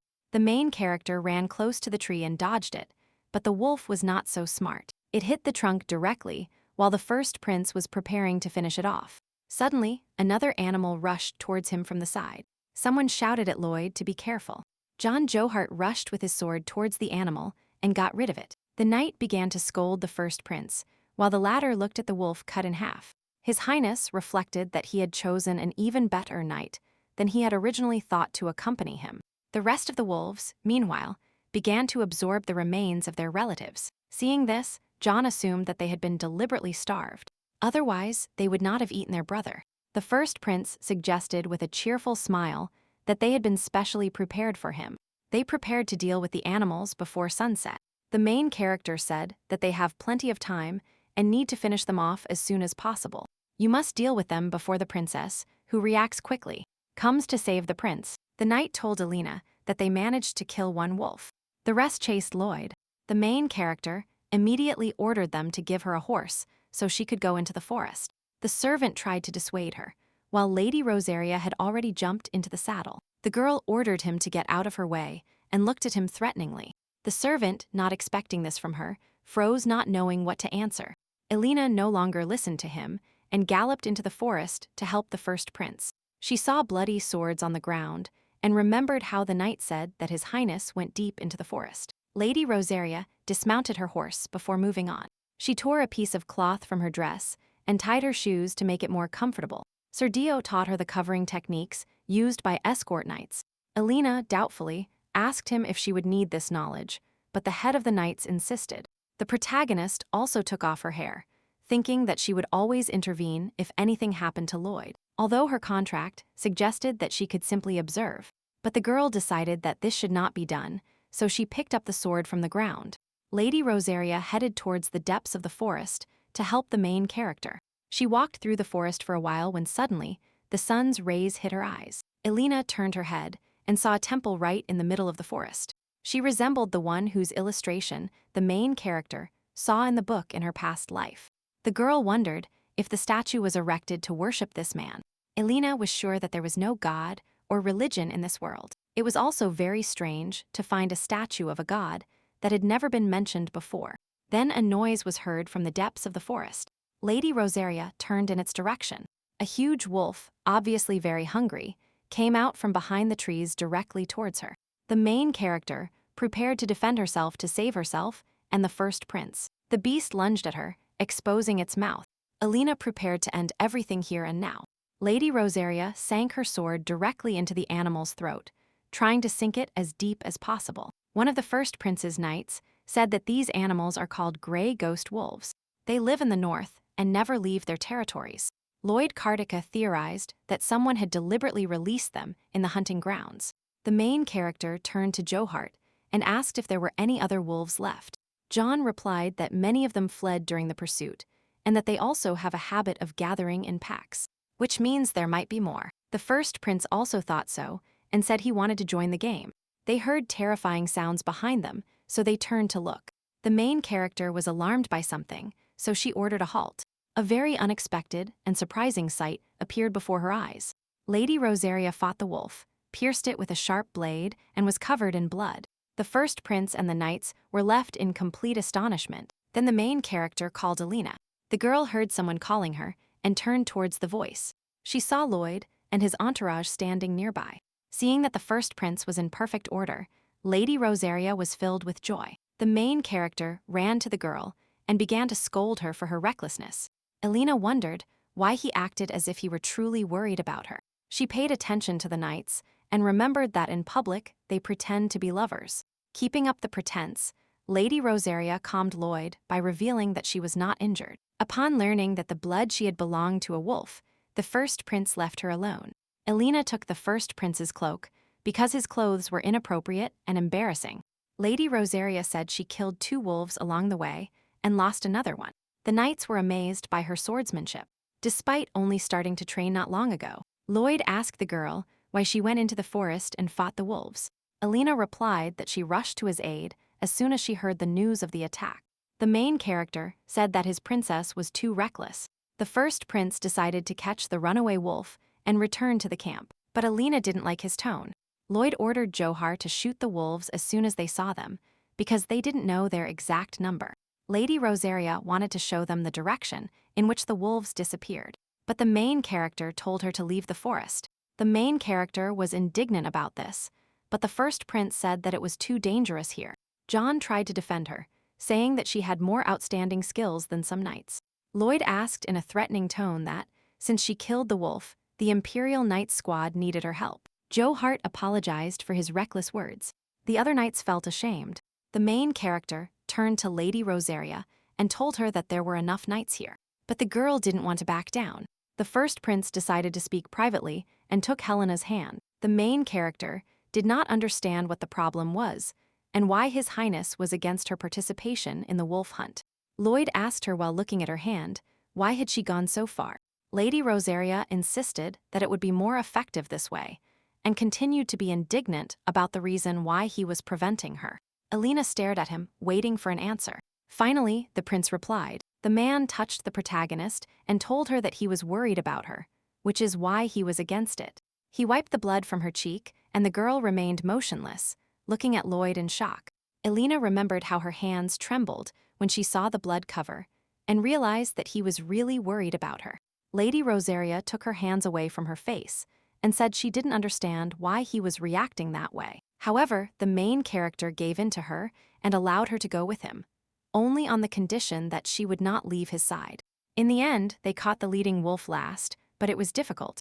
Fortunately, everything ended without casualties. The main characters were very tired. They already thought that everything had ended well and withdrew from the battle. At that moment, on the other side of the forest, Kaizen was with his knights. Suddenly, he heard a sound. The crown prince saw something and then realized it was a person. The man looked at the girl, who had an arrow wound in her hand. A few hours later, the first prince and the first lady of Rosaria returned from their hunt. Their friends immediately ran to the main character and told her how worried they were about her. Lady Rosaria happily told them that she was glad they came out to meet her.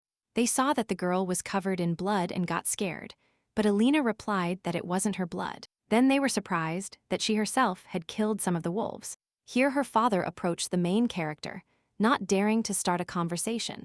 The Duke said he was glad she returned safe and sound. A little later, Elina called Lady Chedarji to ask why her father was here. Bella replied that something had happened to Count Shur.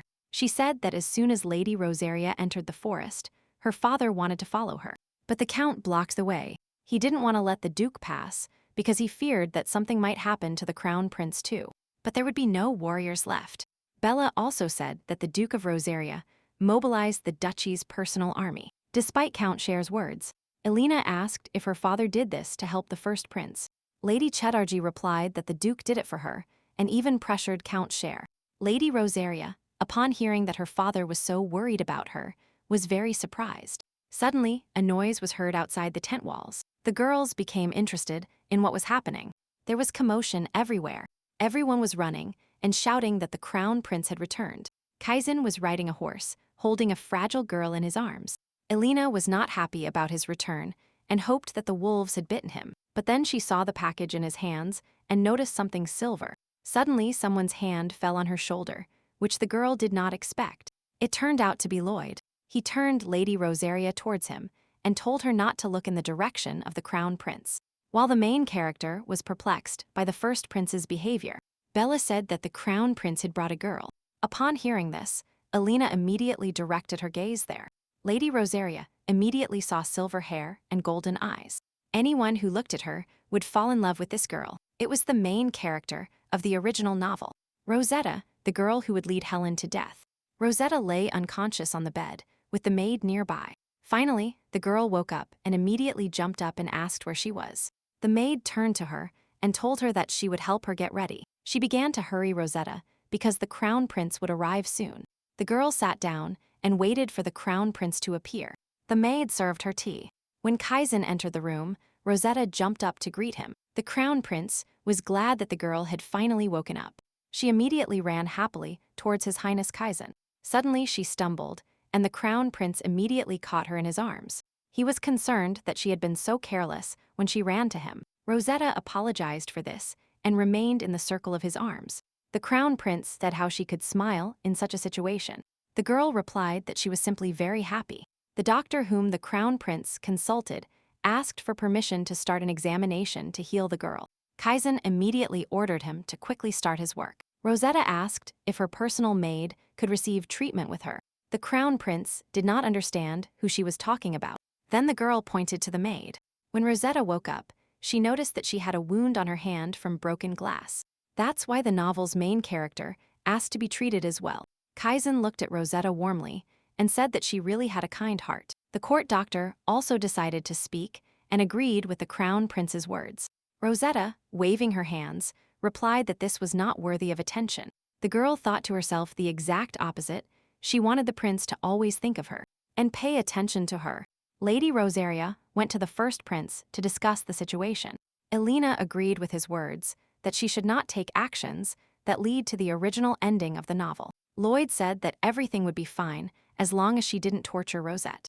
Then there will be nothing to anger the crown prince, so he will decide to kill Lady Rosaria.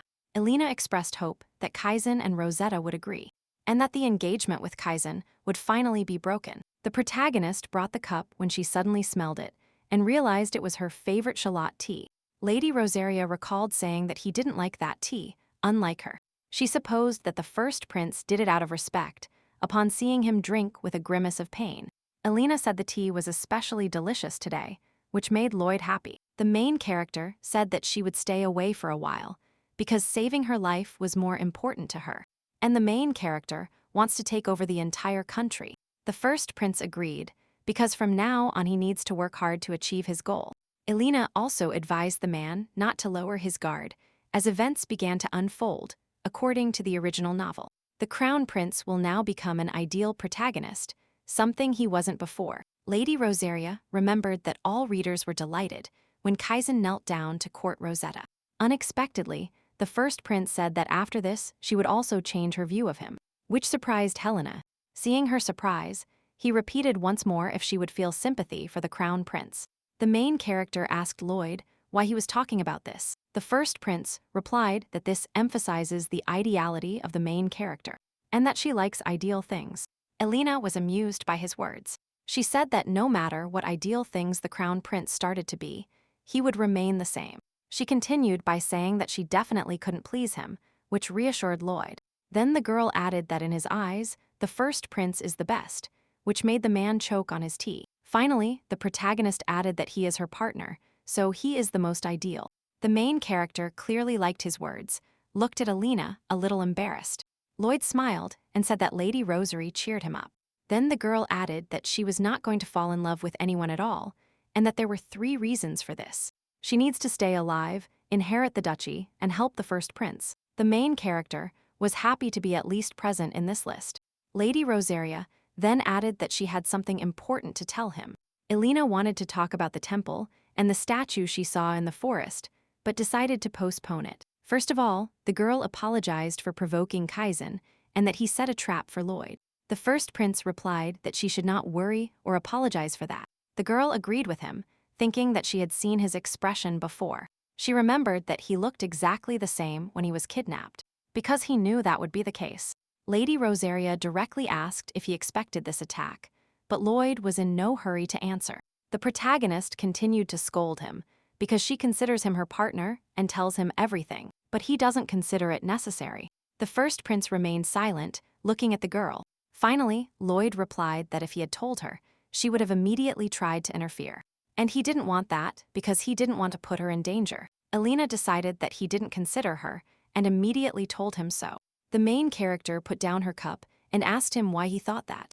The girl replied that she did not believe in his ability to cope with the threat, then added that it was time for her to leave. The first prince tried to stop Elina, wanting to say something. Lady Rosaria turned around and said she wouldn't mess with anyone who didn't trust her, so he had better realize this quickly.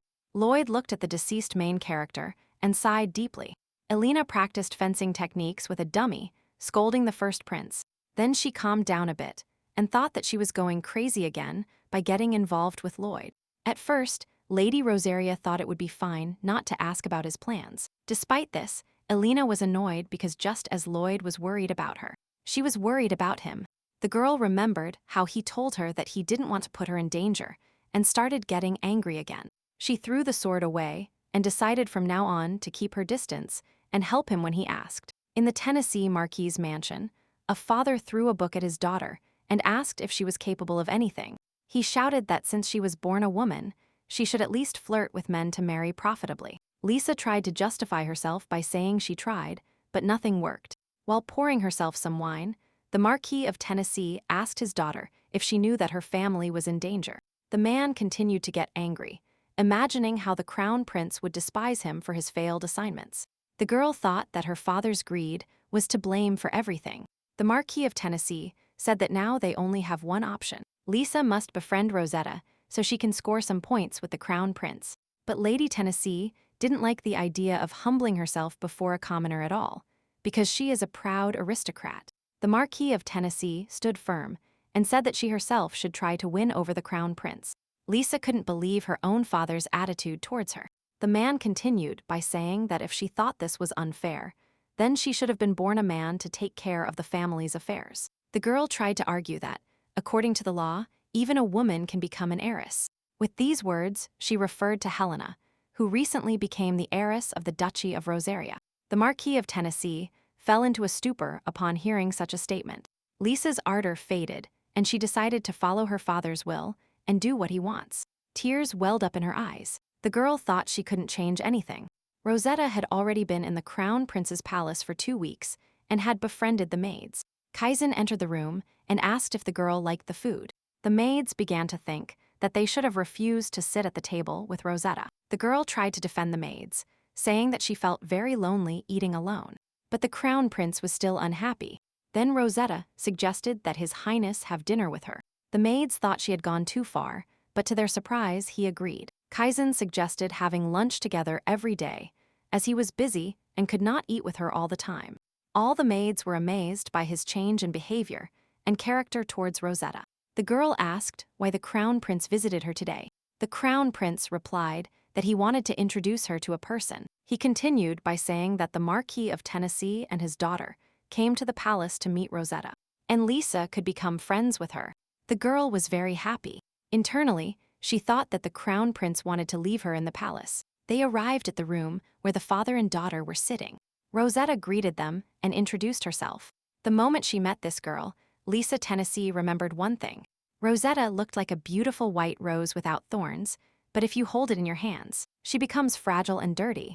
Woolstone Duke walked down the library hall, past the door behind which a meeting of the Knights Club was taking place. He thought he had done the right thing by refusing to attend these meetings, because he found the organizer unpleasant. Lady Rosaria's mentor wanted to escape quickly before he was noticed. Woolstone began browsing books to find something suitable to teach Helena. While standing next to the cabinets, a book began to fall from the opposite shelf. It fell. Lady Rosaria's mentor turned around to check. The man picked up a book that had no cover. He opened it and saw something in it that surprised him greatly. Helena was in the candy shop, thinking that this place was not suitable for her. She spent several agonizing days after her fight with Lloyd, and the Duchess noticed her condition and became worried. Lady Rosaria was sitting in her office, taking care of her own affairs, when suddenly someone knocked on the door. Lady Render and Lady Chatterjee came to visit her. They were worried about her condition, and additionally the girl had almost no free time. The ladies wanted to talk to her about something secret, so Bella found a suitable place. Rebecca pulled Lady Rosaria up and walked with them. The girls led her out of the room, and upon leaving they ran into the Duchess. She wished them to have fun, and Elina assumed it was her mother who invited them. So they ended up in a pastry shop where they tasted different sweets and drank tea. The main character found it hard to resist cute things, so the girls took advantage of it.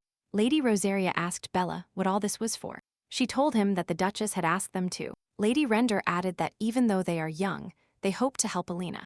The protagonist was happy that her friends supported her and were worried about her, that she even started considering her experiences insignificant. Bella and Rebecca were happy to hear these words from her. Lady Rosaria decided to change the topic and move on to talking about pastries. She didn't want to tell them about the fight with Lloyd, but the girls seemed to read her thoughts. And Rebecca asked if something had happened to the first prince. Lady Render and Lady Chatterjee were surprised to see how the fork crumpled in Elina's hands. The main character looked at the bent fork, annoyed and saddened. Her friends tried to calm her down by telling her it was a marriage. Rebecca got up to ask for a new fork. Lady Rosaria decided that the topic had been silenced again and clarified with Bella what Lady Render meant. But she didn't know. A servant approached them. Elina thought he had dark hair, just like Lloyd. The main character decided to think about something else so as not to remember the first prince. She looked out the window, saw a new jewelry store there, and thought she should buy a gift for her mother. And then she saw the first prince standing on the street next to the store. The girl wondered why he was looking at his watch so intently. Maybe he was waiting for someone. She also noticed that he had lost weight. Suddenly, Elina saw something that surprised her greatly. Lady Chatterjee noticed Lady Rosaria looking out the window and turned to look too. The main character greeted the girl who approached her. She was holding the box in her hands, smiling cheerfully. And Elina, meanwhile, wondered who she was. The main character thought that he started dating a girl because the threat to her life had passed. She reasoned that he lost weight due to lovesickness in her opinion. This was foolishness. Lady Render approached. She asked why they had been looking out the window for so long and also turned in that direction. Rebecca wanted to shout something, but Bella covered her mouth and told her to be quiet. Elina remembered the tea recommended by Lady Render and decided to try it. The main character began pouring tea into a cup, inhaling the wonderful aroma. Then she drank the whole cup in one gulp while the girls looked at her in shock. Lady Rosaria praised the tea for its excellent taste, but said it would be even tastier with ice. Bella and Rebecca were scared by her aura and stuttered that iced tea had become popular in recent days. Lady Chatterjee decided to bring ice for Elina. Lady Render wanted to go with her. The main character was left alone, sighing deeply. The next day, Lady Rosaria studied with her teacher, but could not concentrate. She remained in the clouds without paying attention to Wolstone, so he called her. He asked her if something had happened with the first prince, to which Elina reacted immediately. The main character asked why he was asking about this. The man replied that all the ladies' experiences arise from relationships. Lady Rosaria was immediately indignant because he thought she and Lloyd were dating. The girl realized that she almost made a mistake by admitting that she was not actually dating the first prince. Elina tried to justify herself to her mentor, saying that there was nothing of the sort between them. Wolstone Duke made it clear to her that if something bothered her, she could consult him. He had a lot of knowledge, so he believed he could help the main character. Elina still did not want to discuss Lloyd's problems with the teacher, so she wanted to change the topic. Lady Rosaria told Wolstone that she was curious about something and that he could answer her. The girl said that during the house festival, she saw something in the forest that looked like a temple. She asked the mentor if he knew what kind of structure it was. The man recalled an incident in the library when a book fell from a shelf, and he thought it was a strange coincidence. Wolstone Duke remained silent for a long time, so Elina had already decided that he knew nothing. When he suddenly spoke, he said that before answering the question, he would like to ask one thing. The mentor asked her to promise that Lady Rosaria would not tell anyone this story. Seeing the teacher's seriousness, Helena promised that she would never reveal this knowledge. Wolstone Duke said that this temple belonged to the Renalism religion, which was destroyed 500 years ago. The story the mentor told was about the fall of the religion. In the past, residents worshipped the god Rainal, to whom the Rainal Church served. It was such an influential community that they hosted a descendant of the imperial family.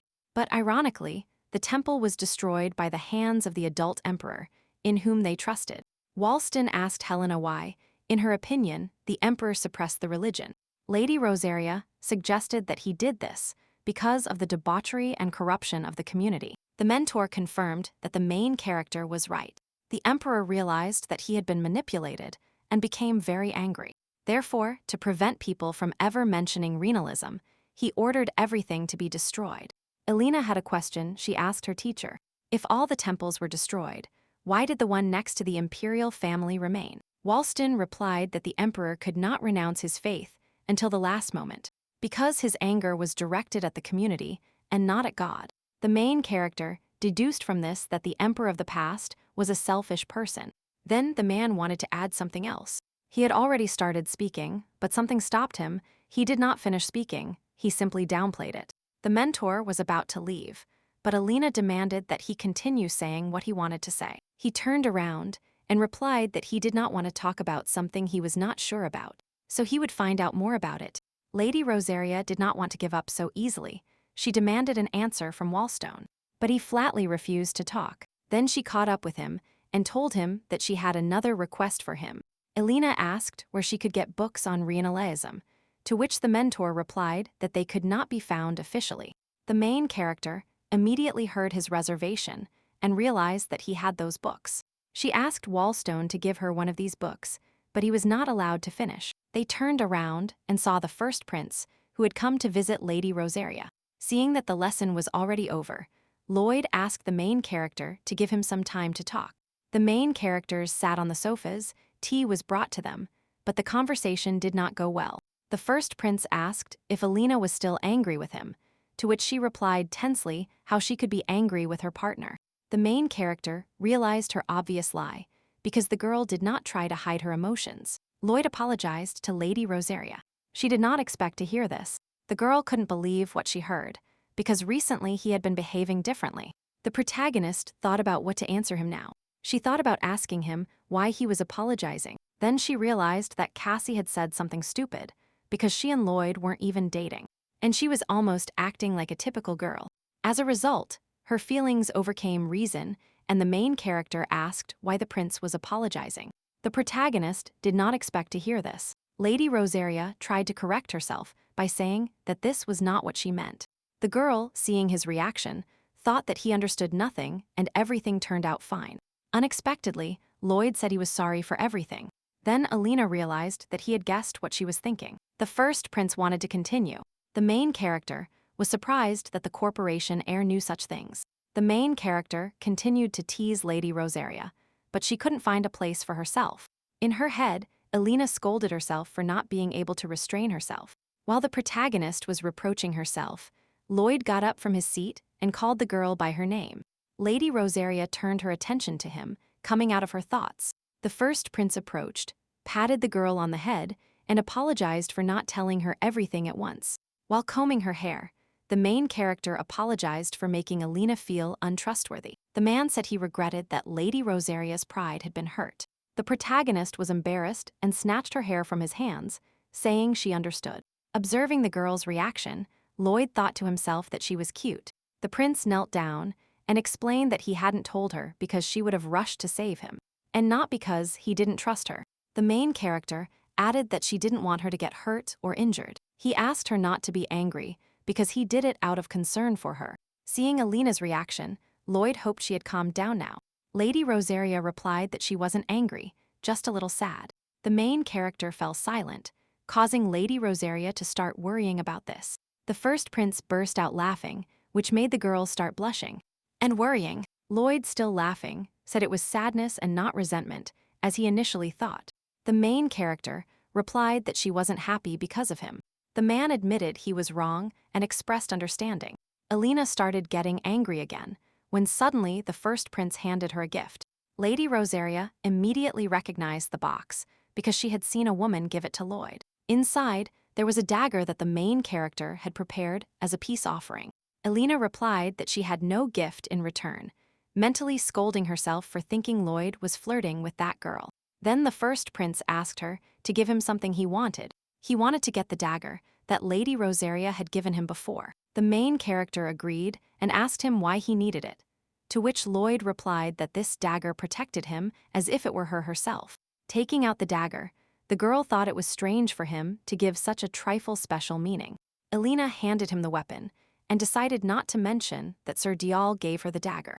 The first prince asked Lady Rosaria to take care of him in the future. He took her hand, brought it to his lips, and lightly touched her fingers. The main character looked at the man fascinated, blushing slightly. Elina turned to the prince, wanting to ask him something. She was interested to know why the prince apologized first. He replied naturally that he should have apologized first. After that, he added how he would live without Helena. The main character thought this sounded like a declaration of love. Lisa Tennessee arrived at the Crown Prince's palace for her 5th meeting with Rosetta.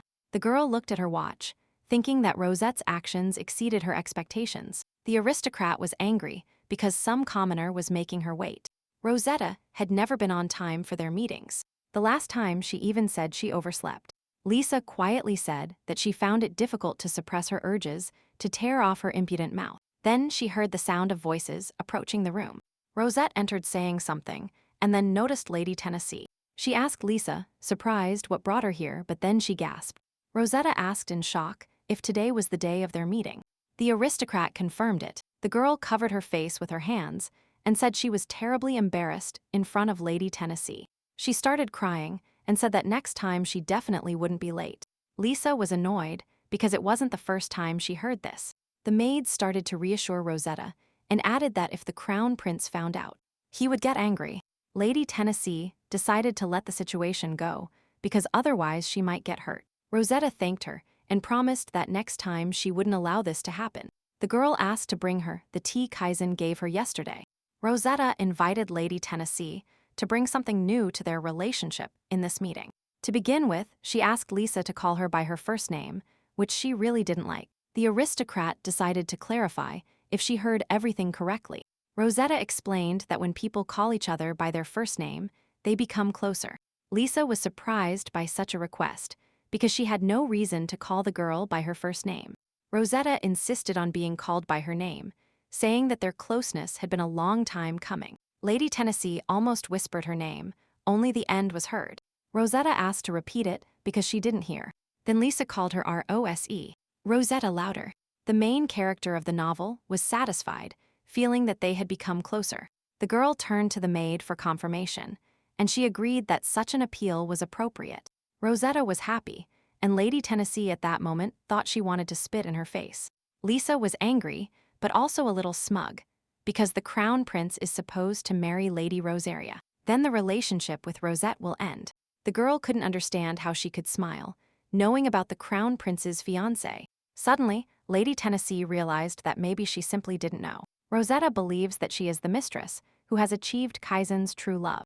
While Lisa was lost in thought, her interlocutor called her. The girl asked the aristocrat what she was thinking so much about, but she changed the subject. Rosette wanted Lady Tennessee to tell her about the Crown Prince because she knew little about him. The girl said that Kaizen didn't want to talk about himself, arguing that she didn't need to know. Lisa realized that the opportunity had arisen very quickly, and she needed to take advantage of it. Rosetta was happy that Lady Tennessee accepted her request. The aristocrat told the girl that the Crown Prince was engaged, and she was surprised. Lisa pretended to be upset that she had said too much, and complained that no one had told her about this before.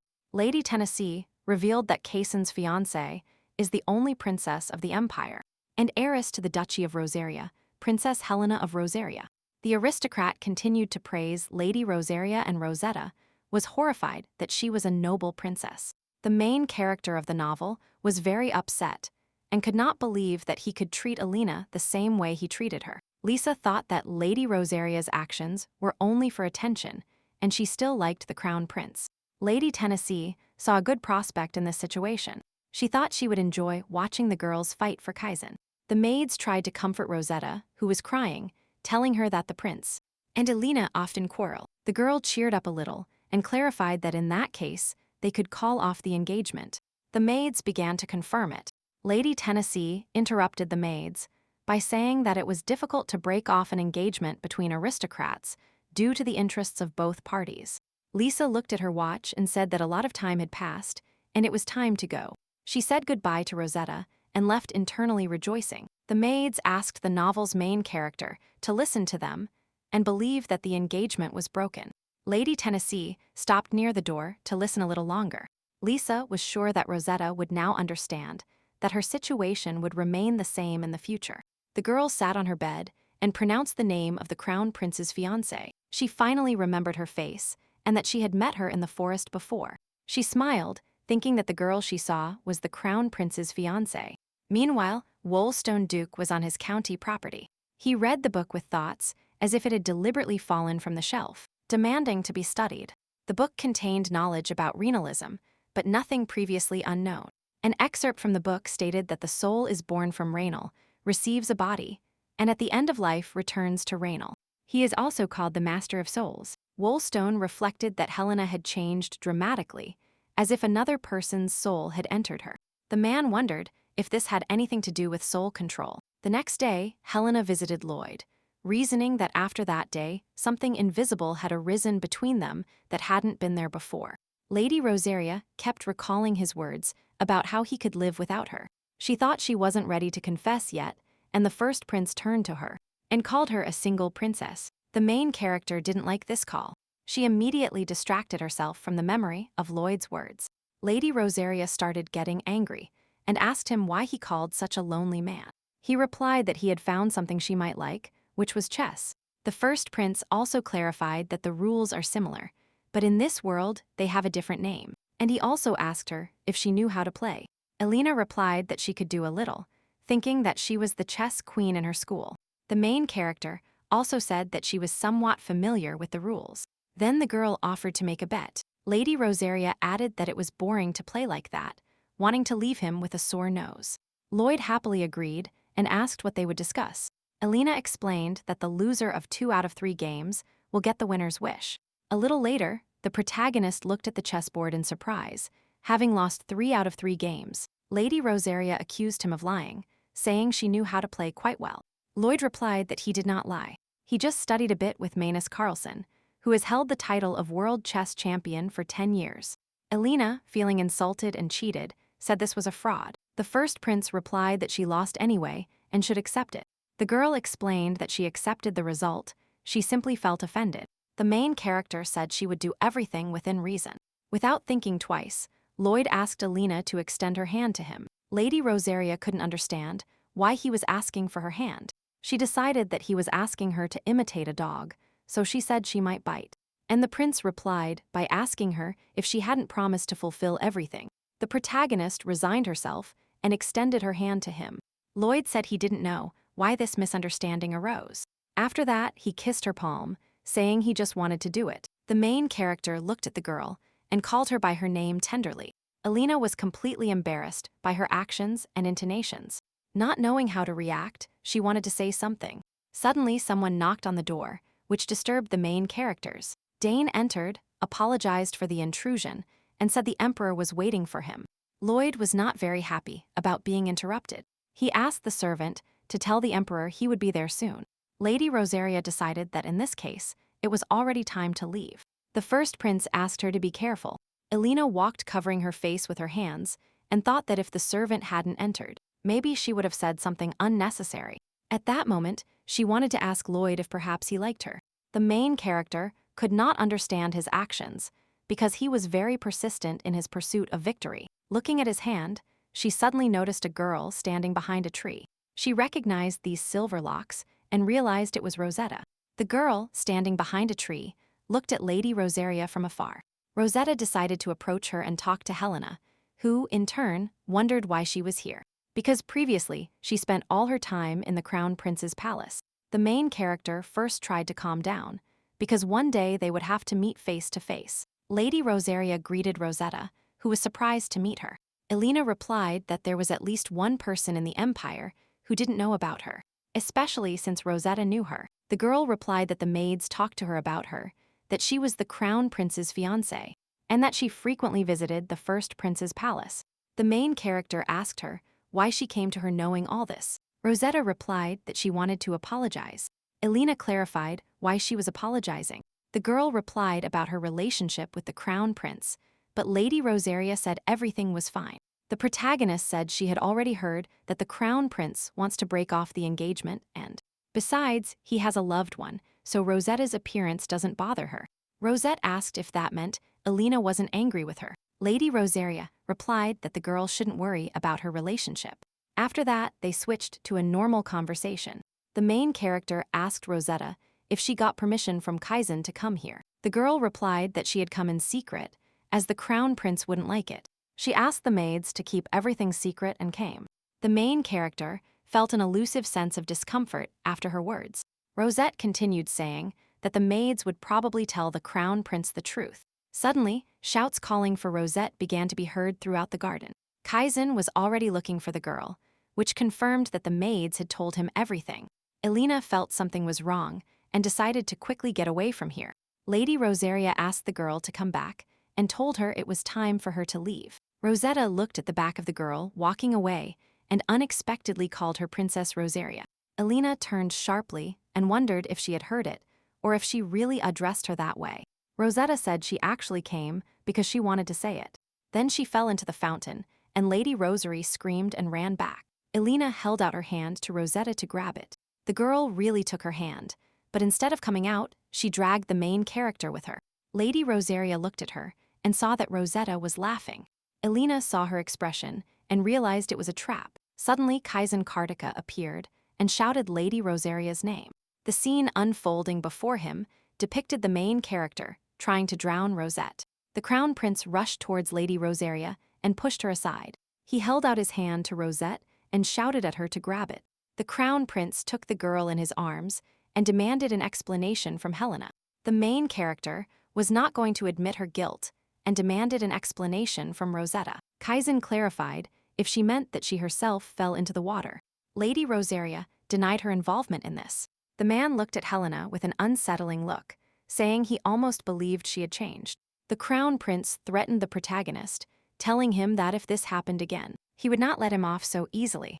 After this, the crown prince took Rosette away, and Lady Rosaria remained on the spot.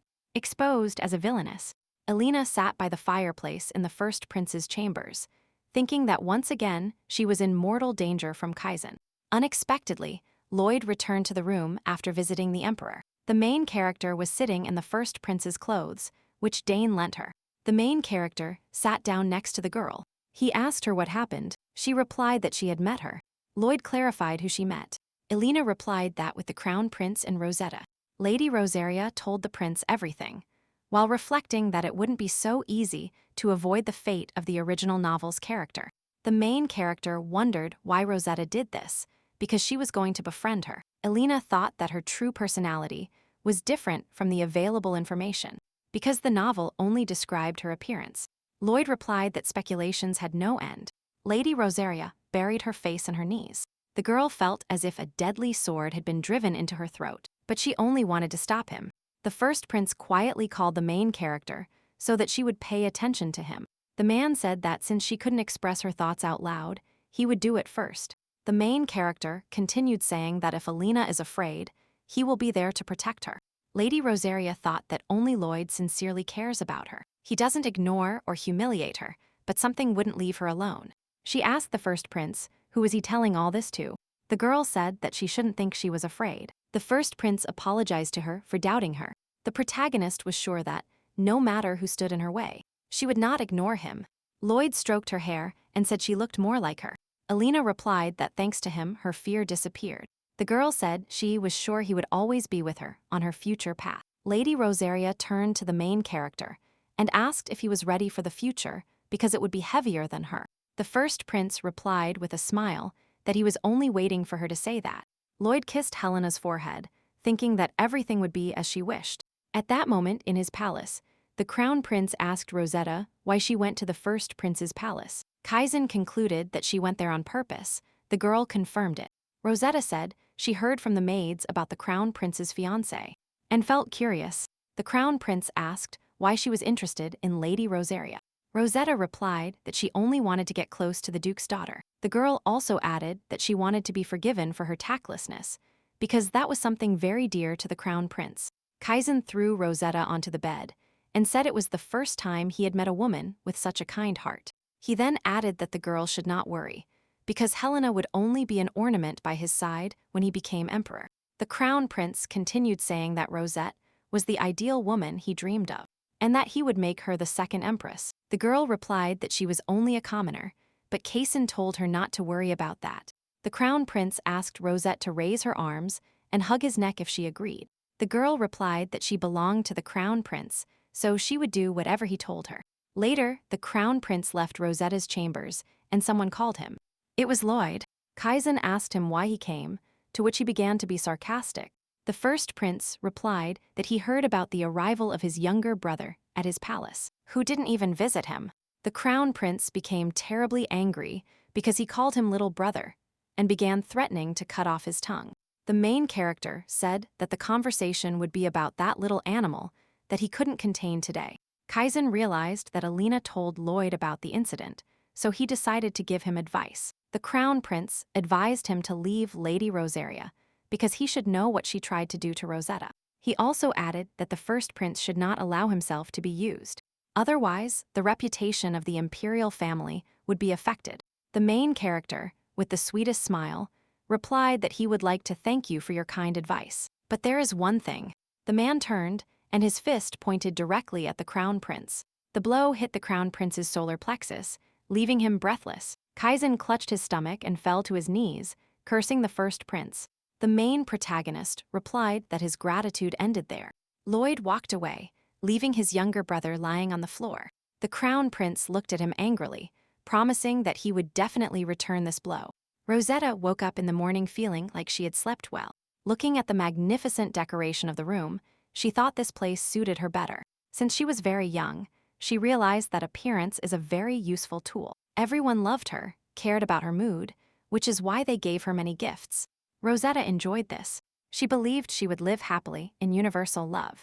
This continued until the old village landowner coveted her. The girl blamed everyone who cared about her because no one helped her. In such a desperate situation, she realized other aspects of her beauty. Then Rosetta escaped, wanting more power. For this, she needed to reach the capital, because there are many aristocrats there. Thinking that a beauty like her would meet the right person, they would no longer treat her carelessly. As a result, she was lucky enough to meet a truly great personality. But she did not expect that he already had a fiancé and moreover the heiress of a duchy. But for Rosetta, this was not an obstacle. She believed she was nothing special, because the girl was going to send Lady Rosaria's reputation to hell. Rosetta asked her maid Gannett to deliver the letter to the information merchant. Elina was in her office, thinking about the information she had learned about the temple. She planned to do this immediately after the festival, but due to the development of her relationship with Lloyd, it was left by the wayside. The protagonist realized that she was thinking about the first prince again, so she tried to concentrate. Lady Rosaria identified places to collect information about renalism. This encouraged her. Elina expected everything to be fine until she heard about renalism, but she became careless because a rumor started circulating in the capital. Lina ran into the office and asked Lady Rosaria if she had heard the rumors. The maid told the main character that they were talking about this in the market. A few days later, Elina's friends visited her to see if she was worried about the rumors. Lady Rosaria reassured the girls, saying she was not surprised by the rumors. She was more interested in knowing if the ladies believed these rumors to be true. The girls immediately denied it and stated that they could not tell the truth, which surprised Elina. Lady Chatterjee added that this all seems like information manipulation, so they can use the same method. Bella suggested saying that Rosette's maid pushed Lady Rosaria, but the main character rejected this idea. Elina said that faking information is very bad. Lady Chatterjee agreed, but then Lady Rosaria added that it was better for a girl to do this when she was an adult. Bella's rumor shop had taken off, so she was even planning to open new branches in other territories. The main character thought they could use this, but the method would only be suitable once. The main character's final goal was to overthrow the crown prince. And now there is no way to befriend Rosetta. Elina wanted to use this situation to tear off her victim mask. Lady Rosaria wanted to ask her friends for a favor. The girls immediately, happily agreed to listen to her request. First, the main character found out how Lady Render's business was going. It generated good income. Since revealing her identity, doing business has become more comfortable, and now her company is growing without hesitation. Elina was worried about the relationship in the Render family, Rebecca. She said she left home. Lady Rosaria was shocked by this news, worrying about her parents. Lady Render replied that she was happier than ever now and enjoyed her life. After that, the main character got down to business and asked if they had medical masks, and of what quality. Rebecca said there are masks consisting of 2 thin pieces of fabric. Elina asked about the shape. Lady Render confirmed that triangular-shaped masks did not suit the main character well. Lady Rosaria asked the girl if she could contact the master to remake them. She promised to arrange a meeting. Then, the main character approached Lady Chatterjee about her new branch outside the capital. The girl told Bella that she had a suitable place she could recommend. Elina pointed to Count Robert's lands and said that besides opening a branch, she would have to watch a nearby location. Lady Chatterjee clarified why Robert. Lady Rosaria replied that after some time, something should happen there. Bella asked what kind of event this was, but the main character replied that she should find the information herself. She is the owner of a rumor shop. Then, Elina approached Lady Ern and asked if she had been to the first prince's garden. Mabel said she had made many discoveries and that the notes had already filled 15 notebooks. The girl also boasted that thanks to this she was accepted into the academy. Lady Rosaria congratulated her and said it was due to her talent. Lady Ern was annoyed that people didn't know Elina's true face, and she was embarrassed because she helped everyone for her own benefit. The main character clarified what kind of research Mabel is doing. The girl replied that it concerned various scientific experiments related to plants. Lady Rosaria praised her for her knowledge of the healing art, but felt a little embarrassed. Then Elina added that all this was very useful because she had a request related to her field. The main character asked Lady Ern to study poisons and medicines to develop a vaccine against the coming epidemic. The girls were shocked by her request, but Mabel agreed to do it. The Crown Prince was spending time with Rosette, noticing something was wrong with her lately. He asked her about it. Rosette replied, surprised that she was fine. The Crown Prince replied that she didn't need to hide anything. Kaizen asked if someone was harassing her, implying Lady Rosaria. The girl began to deny his assumptions, actively waving her hand. Rosetta said that she is sad because she misses her hometown, where the festival usually takes place around this time. She added that all the locals are very kind and sweet and have always treated her well. But now she had to sit constantly in the palace, so Rosetta longed for that atmosphere. The girl thought she had to make a good impression on people outside the walls to improve her reputation. Kaizen asked if she wanted to go out. Rosetta happily clarified if it was possible, turning to him. But she was met with a strange look from the Crown Prince and couldn't understand why he looked like that. The Crown Prince repeated the question again. Then Rosette came up with an idea. The girl covered his hand with hers and asked if they could go together. She said she would have fun alone, but it would be much more fun together. Kaizen agreed to the proposal to go together and then called a servant. Rosetta at that moment thought that he had seriously become attached, which was inappropriate for a Crown Prince. The Crown Prince turned to the girl and told her they would leave tomorrow. She was grateful. The next day they walked together down a noisy city street. Rosetta pointed to the jewelry, saying they were very beautiful. Kaizen replied that there was no need to look when you could buy them. They were watched from the entrance by petty thieves who chose them as victims. The boys argued over who would go, the one who hadn't completed his plan. He volunteered. When Kaizen and Rosetta left the store, the boy ran after them. He crashed directly into the girl. She screamed in surprise and fear. The boy fell to the ground. The Crown Prince immediately rushed to Rosette to see if she was injured. Rosette said she was fine. Then she turned to the boy and asked how he was. The boy replied that he was fine and that he was about to run away. But he couldn't do it because they grabbed him by the neck. The Crown Prince, towering over him, said he was a thief. He ordered his guards to send him to the police squad. Rosette covered the boy with herself to prevent the knights from taking him away. She turned to Kaizen and told him that this thief was just a child. A crowd of inhabitants began to gather around. They heard the girl calling the man Your Highness. Rosette asked Kaizen to show mercy towards the child, thus attracting even more attention from the people. Then the girl turned to the boy and asked him to promise never to do this again. The Crown Prince had no choice but to accept. When he took off his hood, everyone recognized the Crown Prince and became curious about his companion. The people recognized her.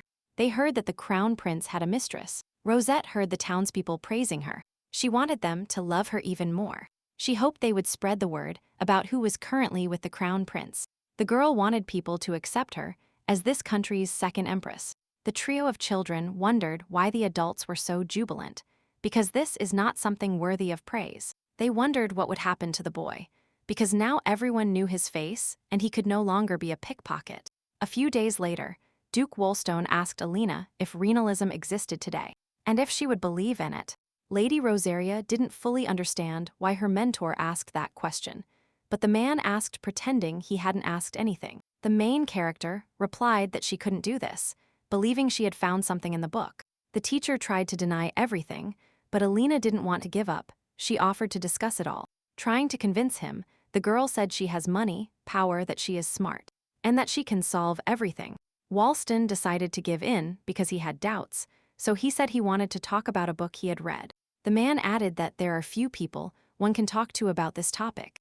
Elina agreed. Lady Rosaria then said that for their discussion to be better, she also needed to read this book. The mentor agreed to bring her the book next time, thinking the girl was not missing the opportunity. Their classes ended. Duke Bolston was about to leave, but Elina turned to him. She asked him why he wasn't asking questions about the rumors about her.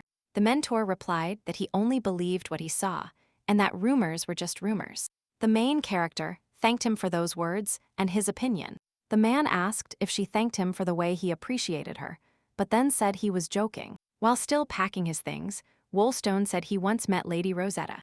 Lady Rosaria, getting serious, clarified what she thought of her. The main character considered her the strangest person she had ever met, but she always receives affection from those around her, as if someone had specially made her the main character of the novel. The mentor described Rosetta as a beautiful girl, a brilliant person who gets along well with everyone. Lady Rosaria asked if there was anything else, but the teacher clarified why there had to be something else. Elina replied that he didn't get the impression that she wanted everyone to like her and treat her well. The man replied negatively, but the girl was surprised that Rosetta's charms didn't work on Wolstone. She realized that, for some unknown reason, he was immune to her charm, so she was happy. The mentor didn't understand why she was laughing, but Elina praised him for being a good judge of people. He replied that's why he was her guiding teacher. Finally, Wolstone took care of his business. Lady Rosaria asked him to be careful on the way. Suddenly, the mentor stopped and said he also wanted to ask the girl a question. He turned around and asked her if she was aware of the incident with the thief from a few days ago. She replied that yes. Then Duke Wolstone asked what Elina would do with the boy. To this question, the main character replied that she would not let him go so easily. The mentor said, with a smile, that this answer was in the style of Lady Rosaria. After the teacher left, the main character looked out the window. The boy from the garden, who until recently had been a thief, turned to her. Happily, he waved his hand toward the main character, noticing her silhouette in the window. Elina laughed and said that the gardener would not like that he was distracted while working. The man really saw that the boy was distracted and got angry. When the girl met this boy, he was in a more dangerous situation than she thought. A few days ago, Lady Chatterjee learned information about the boy and passed it to Lady Rosaria at her request. After reviewing the recordings, the protagonist was outraged by what she read. After everyone saw his face, he could no longer carry out the normalized plan, and he was beaten and kicked out. He flirted with almost everyone and was finally caught. The boy was handed over to the police and locked up behind bars. Elina realized that he wouldn't last long and would soon die at this rate. Lady Rosaria asked Bella for another favor, and she agreed. A few hours later, the boy was taken to the Rosaria dukedom. He was scared and exhausted. The main character turned to the boy and asked if he was the hero of the latest rumors. The boy, fearing for his life, fell to his knees, saying he was to blame, and that he wouldn't do it again. Elina asked him what he was guilty of and what he wouldn't do anymore. The boy replied that he would steal. Lady Rosaria replied that he promised that then, but the boy didn't know what to answer. The main character continued saying that children with bad habits should be punished. The boy decided that she would kill him. The girl invited him to work for her to make it easier for her to keep an eye on him. The boy raised his tear-stained face, not believing what he had just heard. Lady Rosaria repeated that her gardener was short-handed, and that it would be easier for her to look after them if he worked for them. The boy began to cry even more, feeling great relief and gratitude. The main character replied that there was no need to thank her, because she would work him to exhaustion. The boy said everything was fine. After checking the boy's condition, Elina was even more convinced that Rosetta was using him. The girl realized that she had staged this scene on purpose to show the difference between them. And after achieving the desired image, she left the boy shattered. Now Lady Rosaria finally understood what Rosetta's goal was. The protagonist decided to put all her strength into stopping their goals. She uses people as consumables for this. A week later, the main characters headed to a place not far from the city. Elina asked where they were going. Lloyd replied that they were having a picnic and asked if that was why she was dressed like this. The girl wore comfortable clothes. She also had a wide hat to protect herself from the sun. She said that it was Lena who insisted on such an outfit. But the first prince realized, because Lady Rosaria really dressed elegantly when she heard they were going to have fun. The weather was getting worse, so Elina was a little annoyed. But the main character only had time that day. Lady Rosario said, "Let's start praying that it won't rain." The fact that the first prince found time was really surprising, because after Rachel Cedric became his assistant, the prince's influence increased considerably. The main character's link was the power of the Beatrice Trading Company, owned by Rebecca Render. Elina thought that the name of two of these foundations, as their strength grew, her strength would also increase. Lloyd asked Lady Rosaria to stop thinking about what she was thinking, because her face looked scary. Finally, the carriage stopped, and they arrived at the indicated place. The main character invited Lady Rosaria to walk with him. The girl accepted his hand and happily agreed to take a walk. A strong wind picked up, but Lloyd wanted to make sure to show Helena his land. Lady Rosaria didn't understand what land the first prince was talking about. They were on the territories that the emperor granted to his eldest son. He told her to choose between 3 lands. After traveling through all of them, the main character chose this one. The lands began to seem even nicer to Lady Rosaria because she knew whose lands they were. Lloyd said that the other 2 places were close to the second empress's territory and near the Rosaria dukedom. The main character was surprised that the man chose these lands instead of those precious ones. Then, Helena remembered his words that he himself had traveled through all of them, which means he couldn't avoid knowing the advantages of those 2 places. Then she wondered if there was anything special here that outweighed those benefits. Lloyd suggested that we walk further and explore other places. Lady Rosaria immediately agreed, inspired by his conjectures. But the main character's energy dampened a bit because they had been walking for a long time. The first prince replied that they had come to the right place. The main character started looking around. Elina was a little disappointed, but then her gaze fell on the trees. Seeing them, Lady Rosaria immediately cheered up and wanted to approach them. The girl, upon approaching, realized that they were coffee trees. Lloyd approached and asked her if she liked this land now. Lady Rosary immediately accepted. The first prince began to tease the main character, telling her that maybe she should have chosen other lands, but she told him to forget it. The main character asked Elina again if she had chosen a good land, which the girl immediately confirmed. In a burst of emotion, Lady Rosaria hugged Lloyd, calling him the best. The first prince was stunned by the main character's sudden closeness. Elina was very happy because now they would have a stable financial situation. Then the girl realized that they were too close to each other, which she hadn't noticed before due to her joy. As they stood and looked at each other in silence, it started to rain. His Highness Lloyd Cardica suggested finding some kind of shelter so as not to get completely wet. After a while, the main characters managed to find an observation deck to shelter from the rain. The first prince said that it would soon be necessary to build something. Elina, seeing the prince wet, burst out laughing, saying it was unusual to see him like this. Lloyd was not indebted and replied that the girl looked like a wet mouse. Lady Rosaria was indignant about where she had seen such a beautiful mouse and sneezed. The main character offered to wring out the clothes. Otherwise, they would catch a cold. The girl agreed. The first prince turned towards the sound and saw that the main character was trying to take off her underwear. He asked her how long she would be naked, and Elina turned to him. The clothes were all wet and heavy. Lady Rosaria didn't want to wear it. Then Lloyd gave her his clothes so that she could cover herself and not get cold.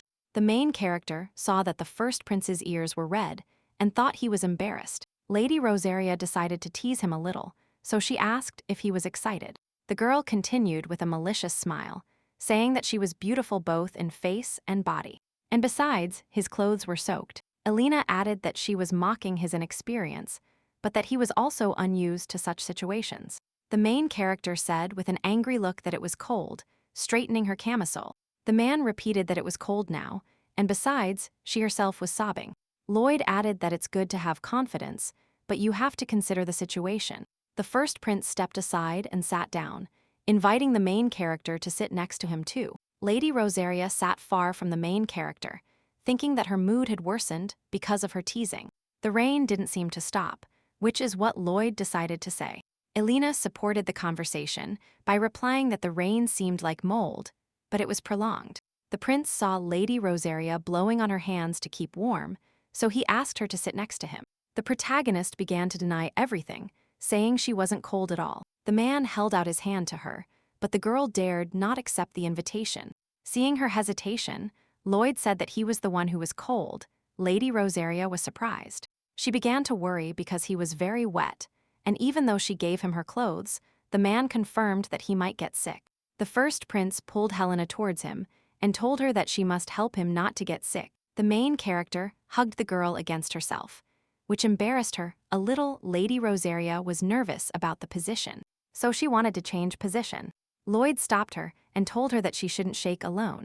The protagonist tried to calm her breathing and her heart, which was beating fast. Elina told herself that she should never fall in love with Lloyd and needed to apologize to him for the jokes. The girl asked the main character if he was angry, and he asked her why he should be angry. The main character, without turning in his direction, replied that he was joking about her excitement. The first prince thought she was cute, but told her he wasn't angry and, in general, she was right. Lloyd then added that he was really excited and embarrassed. Elina did not expect such a confession. The main character turned to the man and decided to get indignant about his past reaction to her jokes. The prince replied that he was pretending because he thought they had caught him red-handed. Lloyd continued holding Elina's head because he didn't want her to see his reddened face. The rain continued for a long time. The main character said that someone would come to pick them up soon. The first prince took Lady Rosetta's hand and asked her why it was so cold. He pressed the girl's hand against his cheek and lightly kissed the back of her hand.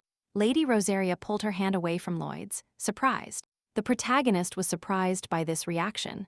The girl, embarrassed, said she took her hand back because he kissed her. The man replied that his hands were cold, but now they were getting warmer. The main character's fingers turned red due to embarrassment. Elina didn't want to turn towards him because she wasn't sure if she would see sympathy for herself. Lady Rosetta didn't say a word until they came to take them away. That same evening, the crown prince was visited by Count Render, to whom Kaizen said that Lloyd's greatest help was provided by the Beatrice Trading Company. The crown prince explained why the family cannot control a girl, but only asked for forgiveness.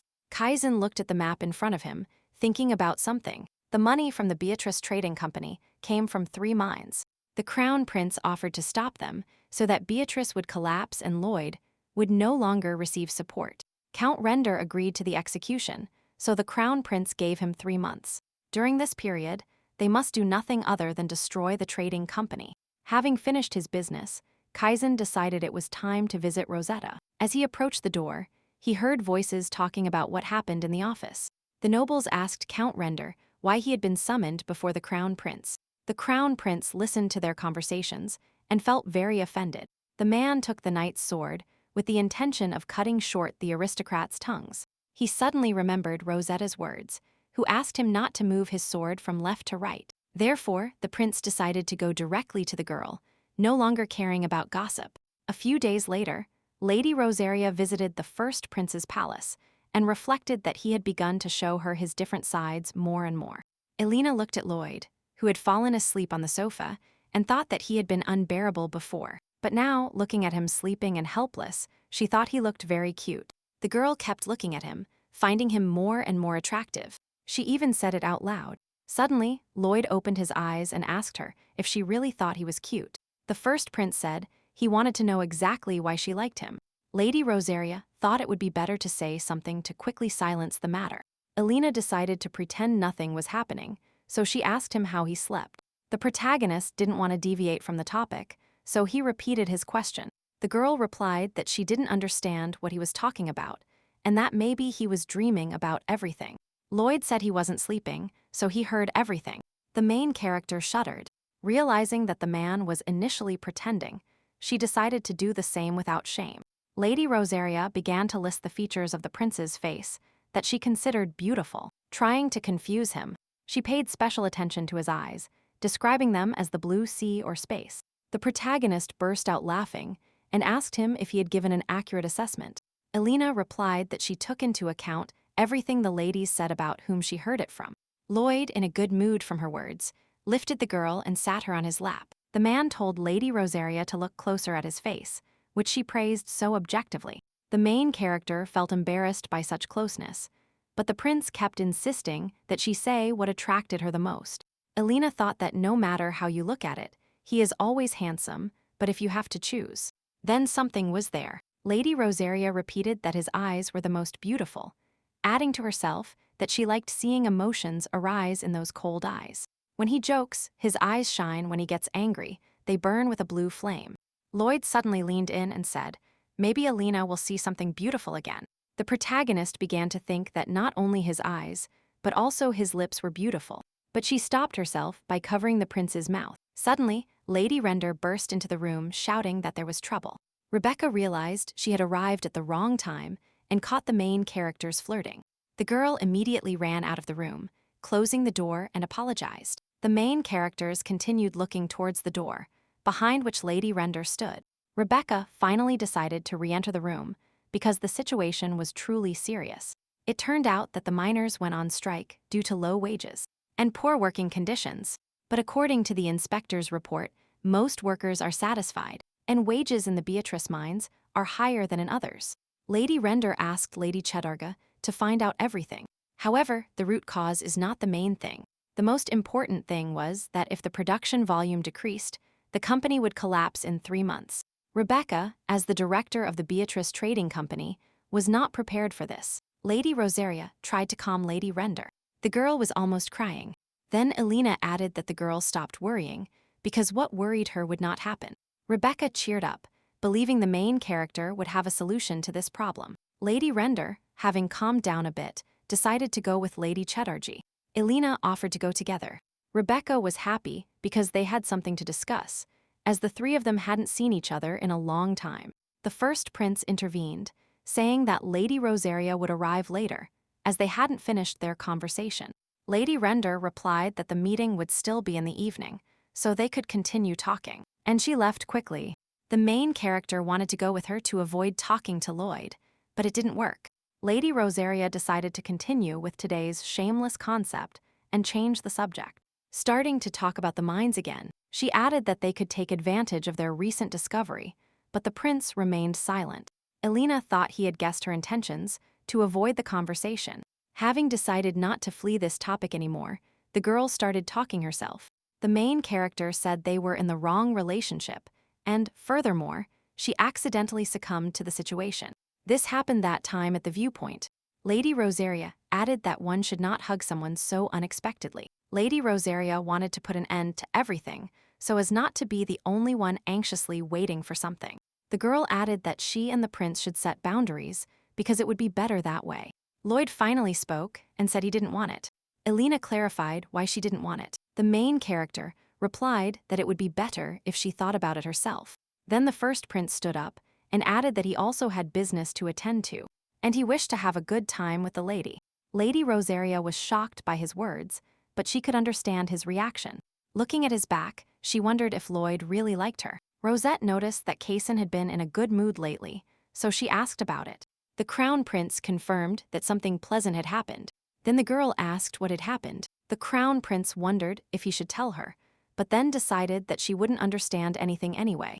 The man said that a flow of money hurt his eyes and that he would finish it soon. But Rosetta hoped this wasn't related to Helena Rosaria.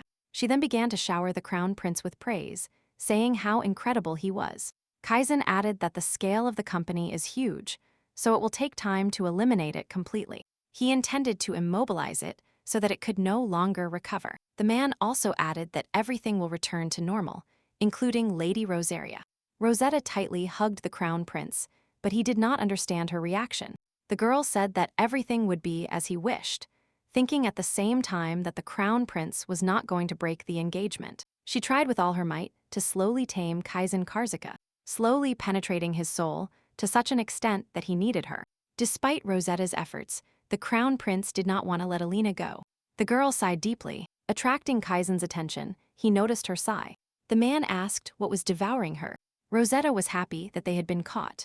She replied that she could not be with the crown prince as she is now, after he marries Elina. The girl considered it obvious that they would not let her get away with her relationship with the crown prince, and that they would get rid of her. Rosetta assured Kaizen that she would stay with him until the end, even though she was scared. The man hugged the girl and told her not to worry, and that he would always be by her side. The crown prince decided that with such a good score, he could give another gift. Kaizen said she should accept it, because since time immemorial, women have not rejected men's gifts.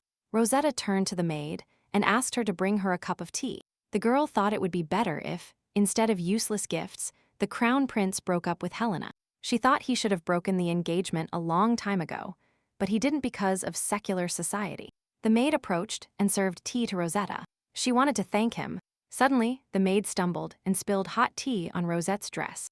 Errol was very worried that she would get burned, but the girl replied that it wasn't that hot. Rosetta asked the maid how she was, because she had fallen, but the maid replied that she was not injured. Suddenly, Errol noticed that some of the tea was falling onto the lady's shoulder. She panicked because if the crown prince found out about this, they would kill her. The maid fell on her face before Rosetta, begging for forgiveness. She didn't understand why the maid was suddenly behaving this way. Rosetta realized that this could be a good opportunity, so she assured the girl that she would not tell the crown prince. Errol, upon hearing this, immediately raised her head to make sure. In return, Rosetta said that from now on the maid will always do as she says. At that moment, Errol realized that this meant she would have to throw someone into the mud. But she couldn't refuse, so she asked Rosetta to contact her at any time. Rosetta then promised that she would always keep today's incident a secret from Kaizen. A week after the strike began in the mines, the main protagonists discussed this situation. They found out that everything was as they suspected, and that the crown prince was to blame for everything. The main character said that the crown prince seemed like the ultimate scoundrel. Elina at that moment thought that Lloyd was cute. Lady Rosaria's heart started beating wildly again, and she tried to calm down. After their last conversation, the first prince seemed indifferent, and the main character was thinking while asking him. She put together the various facts, and finally figured out the reason why he was reacting that way. Elina realized that she liked Lloyd. Seeing him made her heart skip a beat. And apparently, the first prince is not indifferent to her either. Lady Rosaria wondered aloud why she was sometimes cold. While reading a romance novel, Elina said that all men become heartless as soon as they get what they want. In the novel, the main character abandoned the woman as soon as he received her body. Love was not his goal. Lady Rosaria was extremely outraged by his behavior, so she started cursing. After reading several romance novels, Elina came to the conclusion that Lloyd only liked her body. The man sat down next to the main character and looked at the documents. The girl backed away, wondering why he was sitting so close. The first prince asked what was going on when he saw Elina move to the other end of the sofa. He waited for an answer. Lady Rosaria knew she wouldn't leave until she received it. Lloyd extended his hand, but the main character stood up, replying that she was thinking while reviewing the documents. The girl suggested leaving the negotiations about the mines for a couple of months if nothing is done. The miners will lose patience. She then added that improving the coffee tree will take time.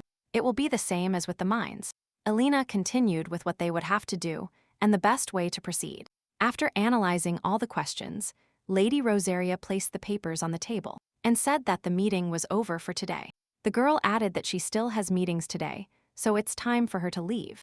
And Lloyd, having no time to stop her, was left alone and wondered if perhaps she ran away because she understood everything.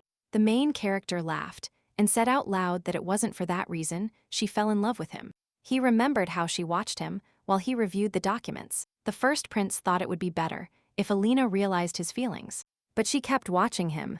A couple of days later, Lloyd arrived at the ducal estate, but Lady Rosaria fled from him as soon as she saw him. The main character no longer understands what is happening and why the girl is avoiding him. An hour before Elina escaped, Dane asked him where he was going.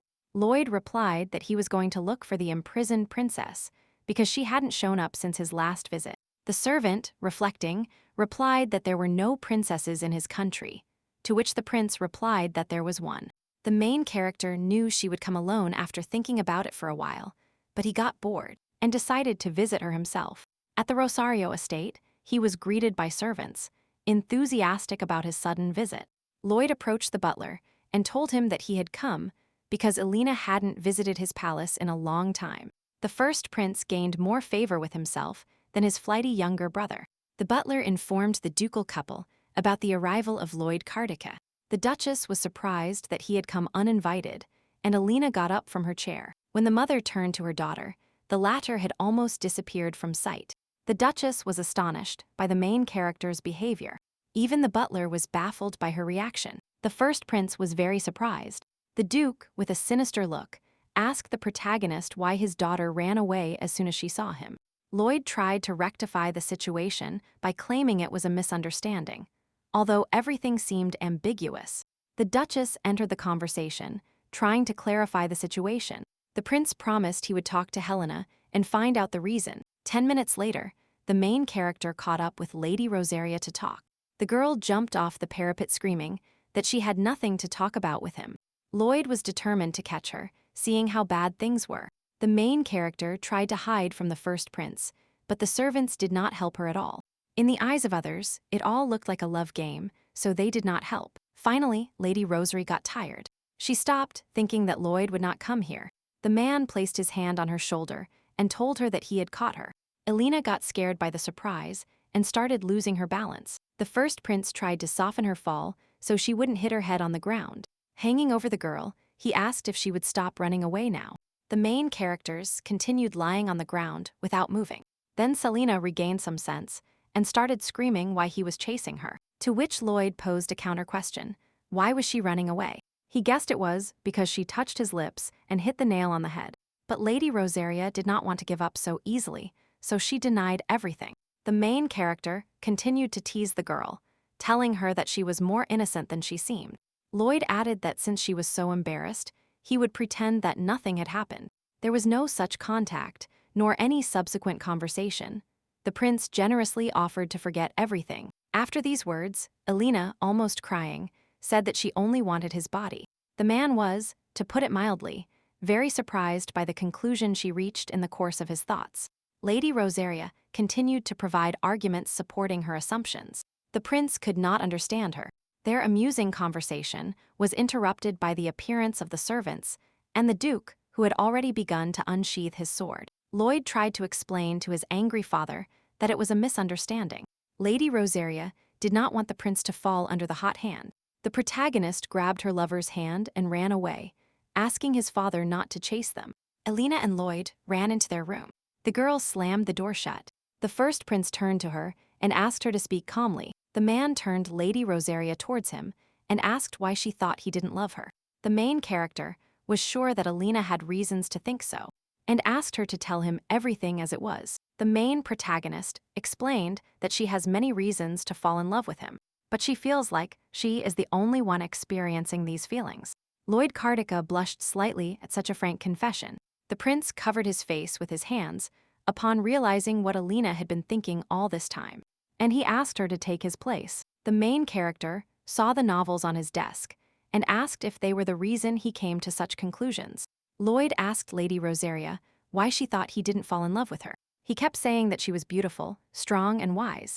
The man took the protagonist's hand and said that she is sincere and passionate, no matter what she undertakes.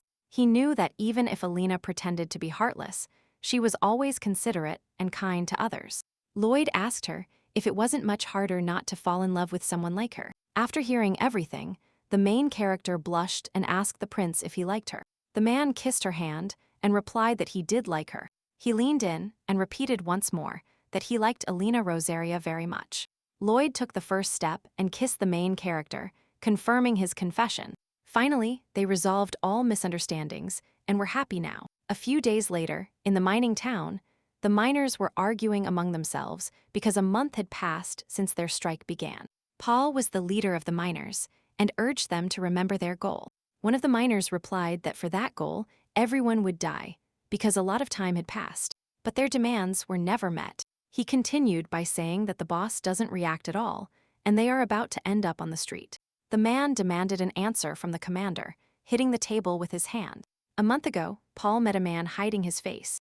The mining commander asked what he needed, looking at the bag he held in his hands. The man threw the bag at his feet, inviting him to look inside. Paul bent down and checked the contents of the bag, but the man said he would give it to him if he listened to his request. The mining commander took a wad of bills out of his wallet and asked what it was. The mysterious man in the raincoat replied that this is what will prevent the miners from working for 3 months. Paul wondered if he would accept the deal, saying that during that time the Beatrice company would collapse. The man in the cloak did not reply to this statement. He remained silent. Then the mining commander realized that this was the purpose for which they had given him the money. Paul thought it was a lot of money, but not enough to quit his stable job. The mining commander suggested pretending he hadn't heard anything. Then, his interlocutor replied that the amount would double if everything went well. These words touched a nerve in Paul, because that way he could live his life peacefully without working. He replied to the man in the cloak, telling him that 3 months would not be necessary. That one would be enough. The mining commander thought that 1 month would be enough, but the workers began to refuse to go on strike. So he had to convince them. Paul told the miner that he himself did not expect the Beatrice company to be so persistent. He called everyone to have a little more patience, because all this is for the good of their families and for a quiet life. One of the miners replied that nothing had improved and that he was dying. Paul said he would help, but the people doubted how he could help them. The mining commander said he had saved some money and that if anyone needed it, they could come to him. The miners, hearing this, were amazed at their leader's altruism. One of them even got emotional and said that the commander was sacrificing a lot for them. Paul began to calm him down, telling him that he owed it to him for trusting him, thinking at the same time that he needed to hold on a little longer, and he could double that money. Elina was in Lloyd's room, which until recently seemed uncomfortable and uninhabited.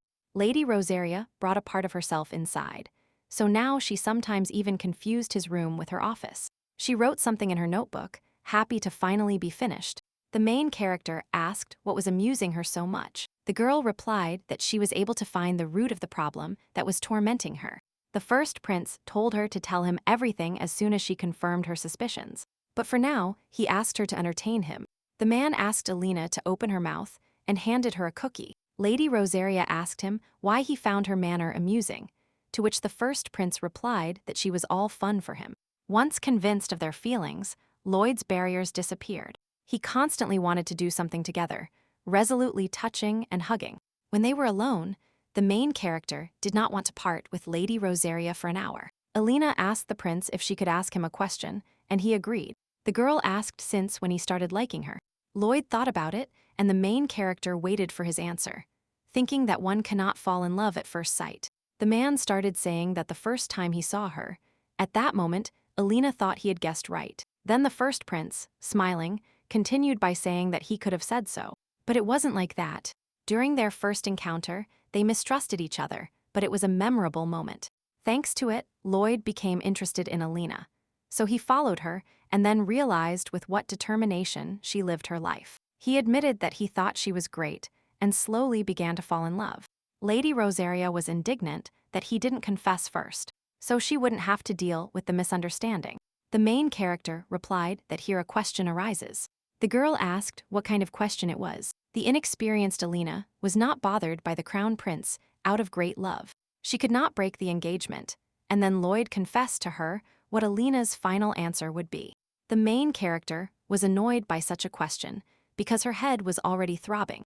Then the prince asked the second question, which was when the main character of the original work appears. Unlike the original, Elina invited her to live together, but she turned out not to be kind, but rather lured her into a trap. And at that moment, Lloyd would confess, offering to become her strength. Lady Rosetta was already quite annoyed by his questions. That's why the protagonist waited for the right moment, because she didn't want to fail and try again. The girl realized that the prince was afraid of being rejected, so she worked hard, like a swan paddling underwater. Elina imagined him as a white swan and burst out laughing, thinking he was cute. She explained to Lloyd that the white swan he had turned into was cute, and that made her laugh, but he didn't understand it. The main character said that this means he likes her very much and that she is cute, no matter what she does.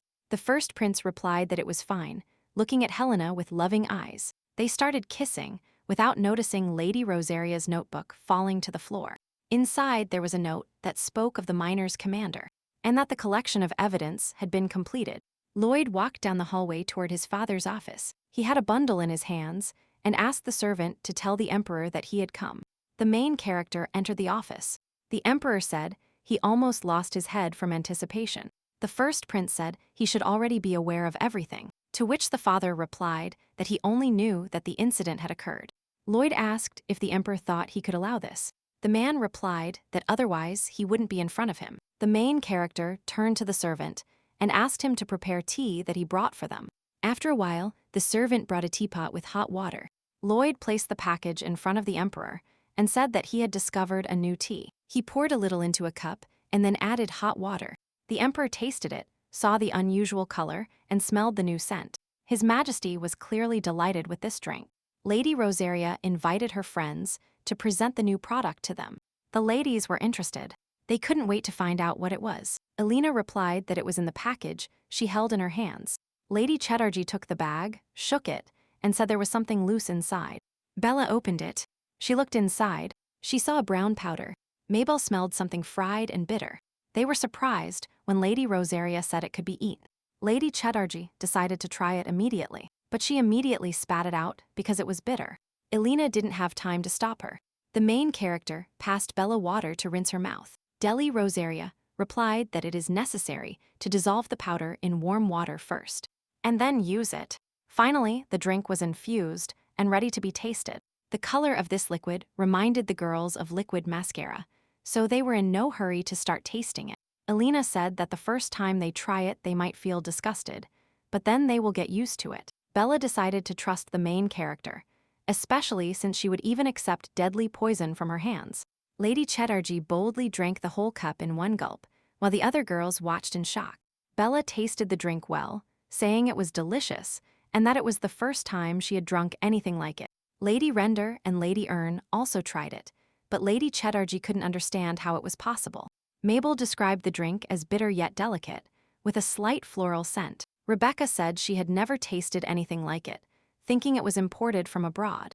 Lady Rosaria replied that these fruits were discovered in the first prince's territory.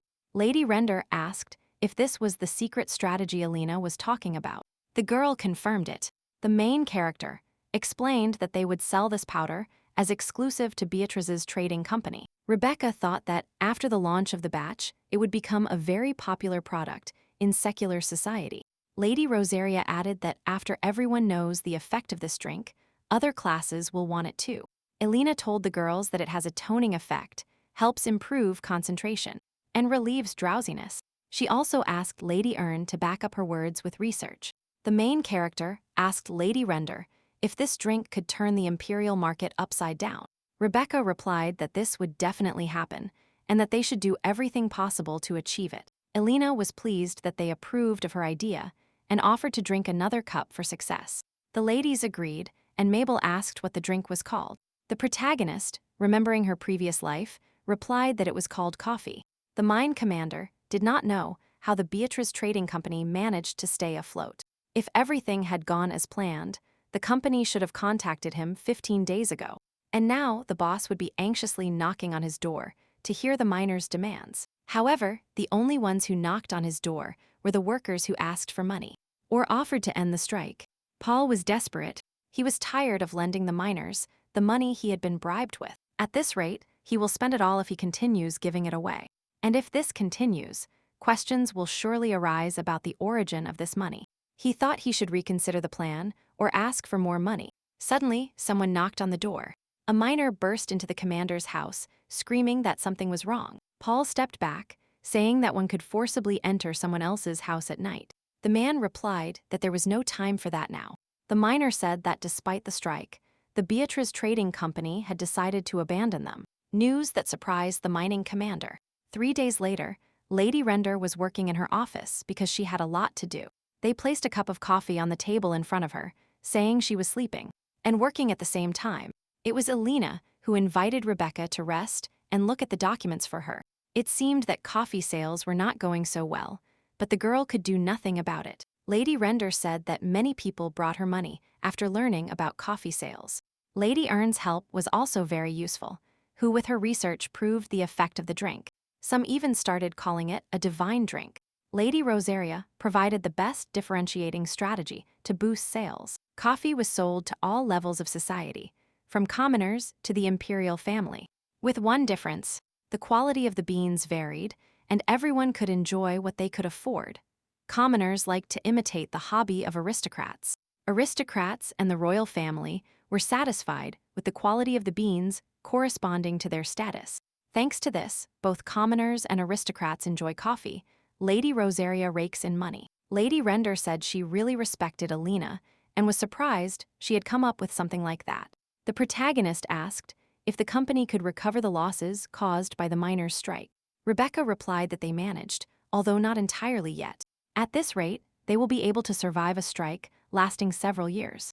Then Lady Rosaria suggested moving to the next stage of their plan. Elina handed Lady Render a piece of paper with the evidence she had gathered. Rebecca took the note and read the information it contained. After reading, she confirmed that she was ready to start a new stage. The miners arrived at the house of their commander, who was hiding from them. No matter how much they knocked on the closed door, there was no sign it would open.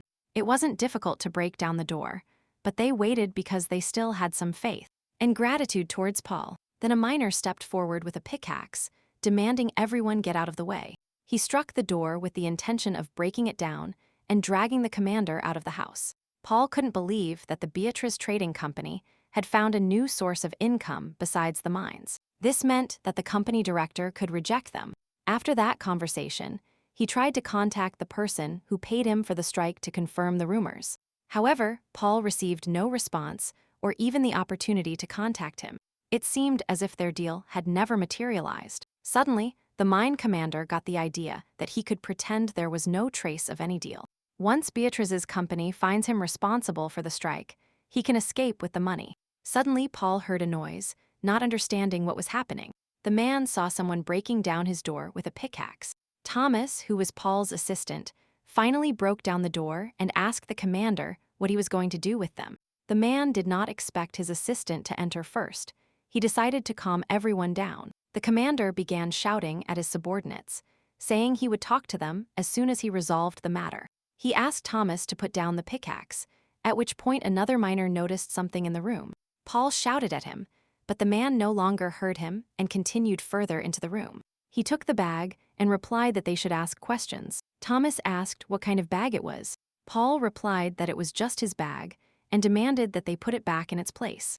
The miner began to open the bag and said it looked suspicious before. He always felt there were things in there with which he could escape at any moment. The man took out a wad of bills. Paul began to panic and shouted at him to give it back and not touch it. The worker asked the commander how much money it was and where it came from. The mine commander replied that it was just his savings and reached out to take the bag. Thomas hit the money with his pickaxe as hard as he could to stop Paul. He turned to him and with rage in his eyes asked where this money came from. Paul started shouting that he had been hoarding it until now, trying to take the bag away. The other miners were shocked by what they were seeing before their eyes. Paul continued to grab his bag and mutter about his money. The others just stared at him. Finally, Thomas couldn't take it anymore and ordered his commander to be captured. The man tried to break free and shouted that they wanted to steal his money. A miner ran to the commander's house and said that a representative of the company, Beatrice, was at the entrance of the mine. Everyone was surprised. They had arrived at that exact moment. After some time, the miners brought their commander to the square.